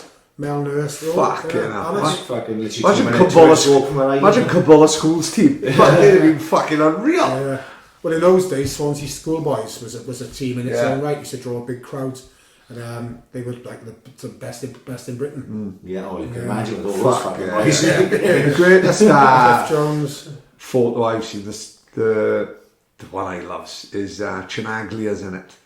Chinaglia played for New York Cosmos and it's like he's in the Swansea what do you call it, Swansea Schoolboys photo, like in a plain white kit, and he ends up going to New York Cosmos, arguing with Pelé because he tells Pelé he's better than him, so he scored more goals than him. He rented a room off Mel Nurse. Because when Mel Nurse came back to Swansea in '69, he went into property to one of his ideas. Which he still is, eventually, and he rented a room to Canal, and he had to throw him out because he was, he's a crazy guy. Apparently, he was a bit immature. He was a bit sort of childish and was playing up and. Bit of a dick by all accounts. Well, mate, if he was arguing with fucking Pelé, for fuck's sake. He told Pelé had his own room in the New York Cosmos Stadium, and Chinaglia said, I want my own room as well. He was a fucking crazy guy. He was a Cardiff boy, was he really? A Cardiff boy, son of a Cardiff milkman or something. Cardiff cafe owner, but he got picked up by the Swans just because they saw him playing rugby. So he was a Cardiff boy, relocated from Italy, came to live in Swansea. I think he had a handful of games for the first team. He was decent, but then he drifted out of the game, went back to Italy, played lower level. That's it, But shone with the Cosmos. And then went to New York and was part of that team with, Beckenbauer, Pelé. When they were all going to Studio 54 nightclub. Brilliant, on roller skates with fucking Andy Warhol. Chinaglia one side, Pelé the other side, and fucking Farrah Fawcett in the middle, which is hell of a threesome for a Wednesday night. Bianca Jagger on a white horse. Nile Rodgers riffing in the corner. Brilliant. It's I've got his book actually, Canalia. It's a decent book. Good, I bet, And I bet he got some Jack and all his. Crazy. He's dead now. Is he really? Brilliant for us. Slap him off. I was going to write his name. He's just want to cancel Roy from next week. Mate. Keep him in. He died quite young. I think he died about 10 years ago when he was about 60, 61. Yeah. What about life now for you? Where do you live in Mid Wales, is it? Yeah, I see the older Airbnb. Yeah. So my missus comes from money, so she's quite posh. Really? Yeah. How do you two meet then? Like Tinder. fucking...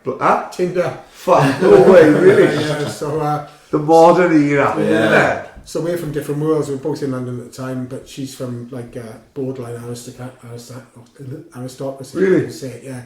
Well, now you mention it randomly, I remember, I think you put a photo up a while ago with it's a country pile. Yeah, you know, so that swimming was pool her and all that. dad's, yeah.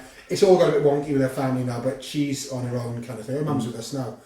But we wanted to relocate somewhere, get away from London, get away from her family in Hampshire, because there's a bit of a toxic thing going on. Really, yeah. So I didn't want to come down here because I know too many people. Of course, yeah. Get into too much trouble. So I knew Hey on Wife from staying in my parents' caravan. Nice place. I brought her there. She loved it. Bought a house. Admittedly, it's quite a big house. It's bigger than I would have been able to afford, put it that way. And we realised we had 2 rooms on the first floor that we could rent out for the Hay Festival.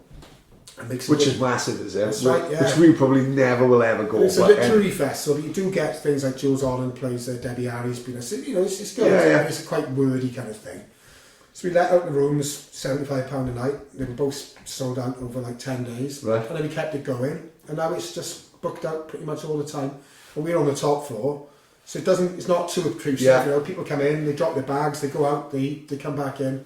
And it's all nice people. It's not like... Of course it would be, yeah. Because You're not going to have a slot to do fucking... You come in asking your missus to tattoo our ass. You know what I mean? I had a few Swansea boys saying, "Oh, we come up, Pete." And I'm like, "Oh, no, we've fully booked that week." Yeah, I'm making excuses like little die at noon. You know what I mean? I love to see my mates up there, but some of them certainly won't be staying in our house. Yeah. How do you find then, again, going back to like relocate and like a fish out of water sort of thing, how do you find then moving to AY? It's a little village town? Yeah, it's 2,000 people, it's a town, but it's more like a village. So how do you find then, like, because you were this city boy, who've gone from like city sort of Swansea to fucking big city, and now we're in this fucking the event to do stuff again, like Madonna. Yeah. You know what I mean? I got the coat. Yeah. No, I'd run my race in London, I got into all sorts of stuff up there, and then I got into running and health. Really? So yeah, I do a lot of running now. So I'd run my race metaphorically and literally in London. So I was ready to come away, Yeah. And Hale I just suited. It's it's a beautiful little place. It's sleepy. There's no crime there to speak of. Yeah. The missus loved it because she likes books. She's trying to write a book herself. So we just decided we could live there. She bought the house. So we don't have a big fucking mortgage over us. She sold a flat in London, which is, she had a lot of money for that. And then we set up this business, which allows me to carry on with these pursuits. Yeah. She can do her pursuits, and we can make good money from the Airbnb. I've just lucked out really with. Sounds great, mate. It sounds a great life. And it's great, and she loves the Swans now. She's she's posh. She knows nothing about football, but she's got into it. Yeah. She loves coming to games with me. I've had birds in the past who weren't interested. Yeah, so yeah. I'm blessed in that respect.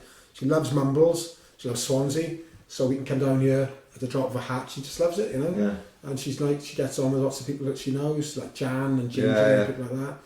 And we're living in Hay. It's ideal. I can be at the Liberty in an hour and 10 minutes.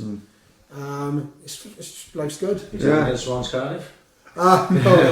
We're going to. No, I couldn't get tickets for that. I didn't even try. I thought I'm not going to chase my tail, And to be quite honest, I wouldn't take it to it. Yeah. No. I mean, I would take it in the West. It's not like the old days, mate, but... No, that's true. Do you know what? I'm more than happy. I could take a leave watching the Swans live these days.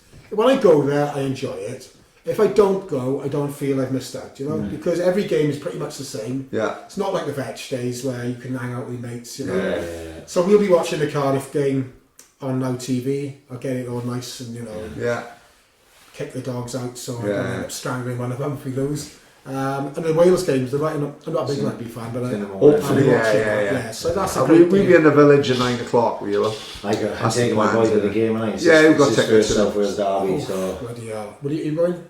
No, I'll be in the village at what's the village? Village Hotel. I've heard of this, yeah. Big it's screens not far from everywhere. here, is it? Yeah, it's perfect. They do like a deal while the fucking game's on. You'll have like a red card and The beer's cheaper, it's not ideal, but it's fucking screens everywhere. So when 9 you o'clock watch for the Wales game, we'll have breakfast. Oh, God. I'll have ribs and wings at 12 for the Swans, and then once that's finished, I'll have a carvery. And I'll come home, beat fuck out of my missus, and then go to bed. And I can't wait, it's going to be a great night. I tell you what, there'll be some messy behaviour like that. Oh, Jesus Christ. The rugby's thrown a right spanner into it, because people will be getting 9 o'clock start, yeah.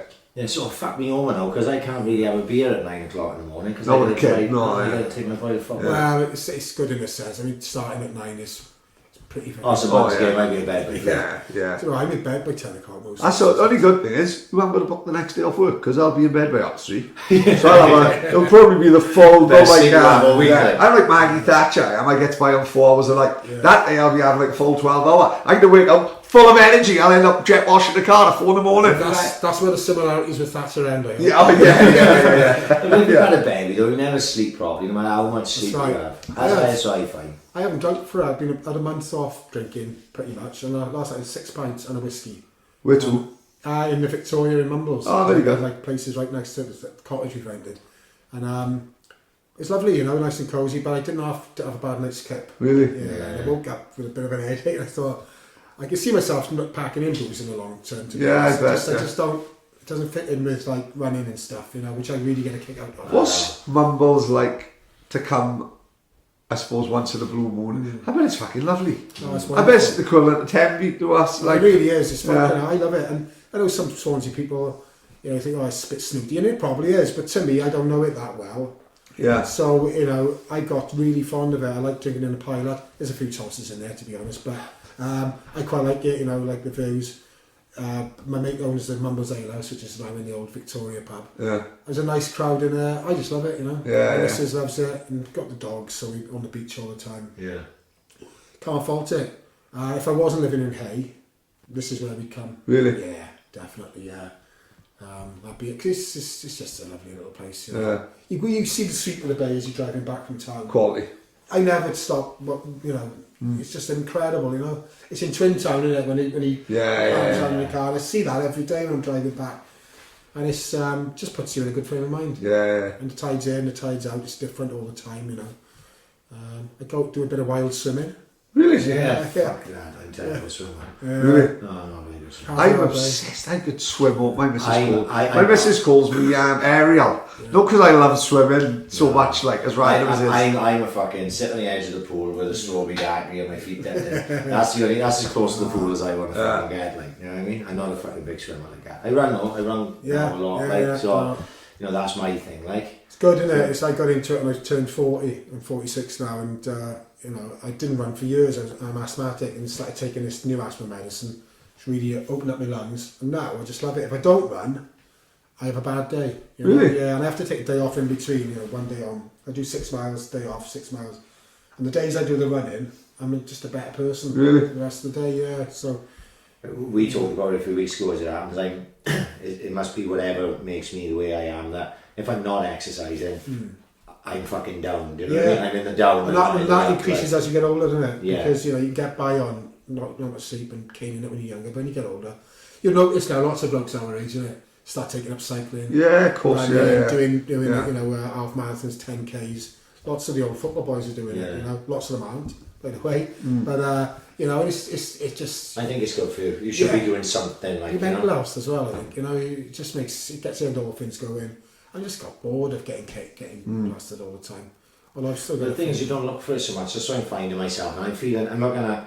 And I can fucking drink, you know, as much as anyone. And I'm like, I'm not bothered. I'm not bothered. No, I'm not bothered because that'll affect me running on Saturday if I have a pint tonight. That's right. Like I say, this moving over here for doing the podcast has been a blessing in disguise for me. Like, because if I was in my house and you were in my house now, I probably would have had about 6 cans. Did you live around here as well? No, I live about 10 minutes drive from here. Like, I actually live in Cumdee, like when we said where Mel Charles and Mel Nurse and all them was. That's right, it's around the corner, funny. It's literally around the corner, 2 minutes from my fucking house. Is Alice Street still there? Alice Street's still there. I took the car up there and have a look at it. Yeah, it's all terrace houses, is it? It's all terrace, Wow. Yeah, my father-in-law literally lives in the street in front of Alice Street, and I live up the road from that. I might do a little pilgrimage up there, and I'll have some down here.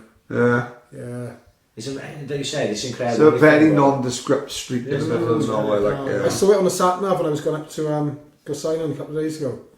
you know, I was sitting in the sat nav and he said, come on there. Yeah, And he whatever, said, yeah. And he said, Alice. Yeah. I never really knew where it was. Yeah. Not being from Swansea, I don't know exactly where all the Of course you would. little bits are, but yeah, it was nice to be able to just driving around town. Yeah.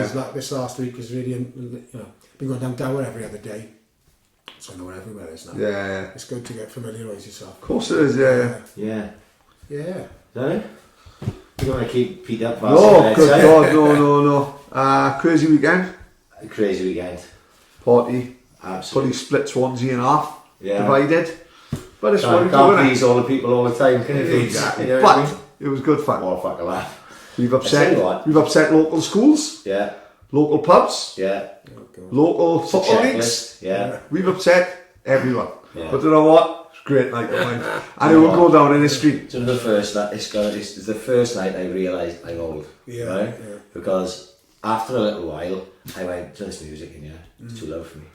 I went in the lounge. My fucking ears were pounding. Now, funny enough, I was raving like a motherfucker. I was loving it, I was. It was, I think, the part of me that I got to feel old was like, we met this Naked Martin guy, come in here, gentleman, lovely fella, proper middle class, middle-aged man, when he daughter would kiss anyone, don't want to give him a big hug, big kiss, I had to jet wash it out the back the next day, fair enough.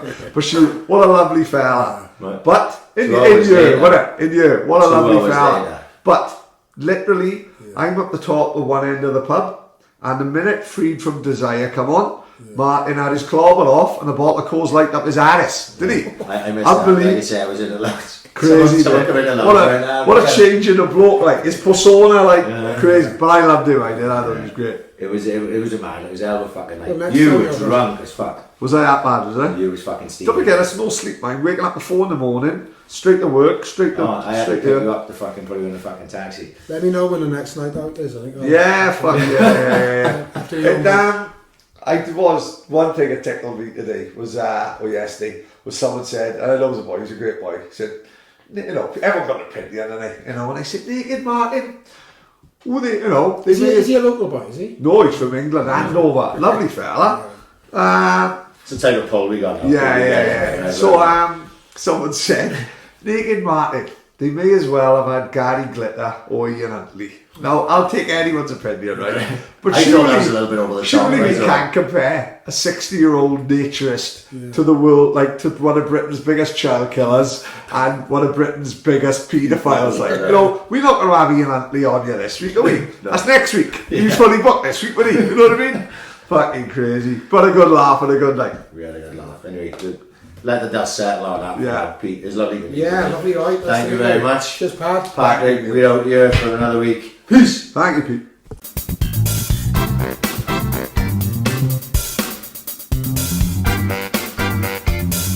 Ambition is critical.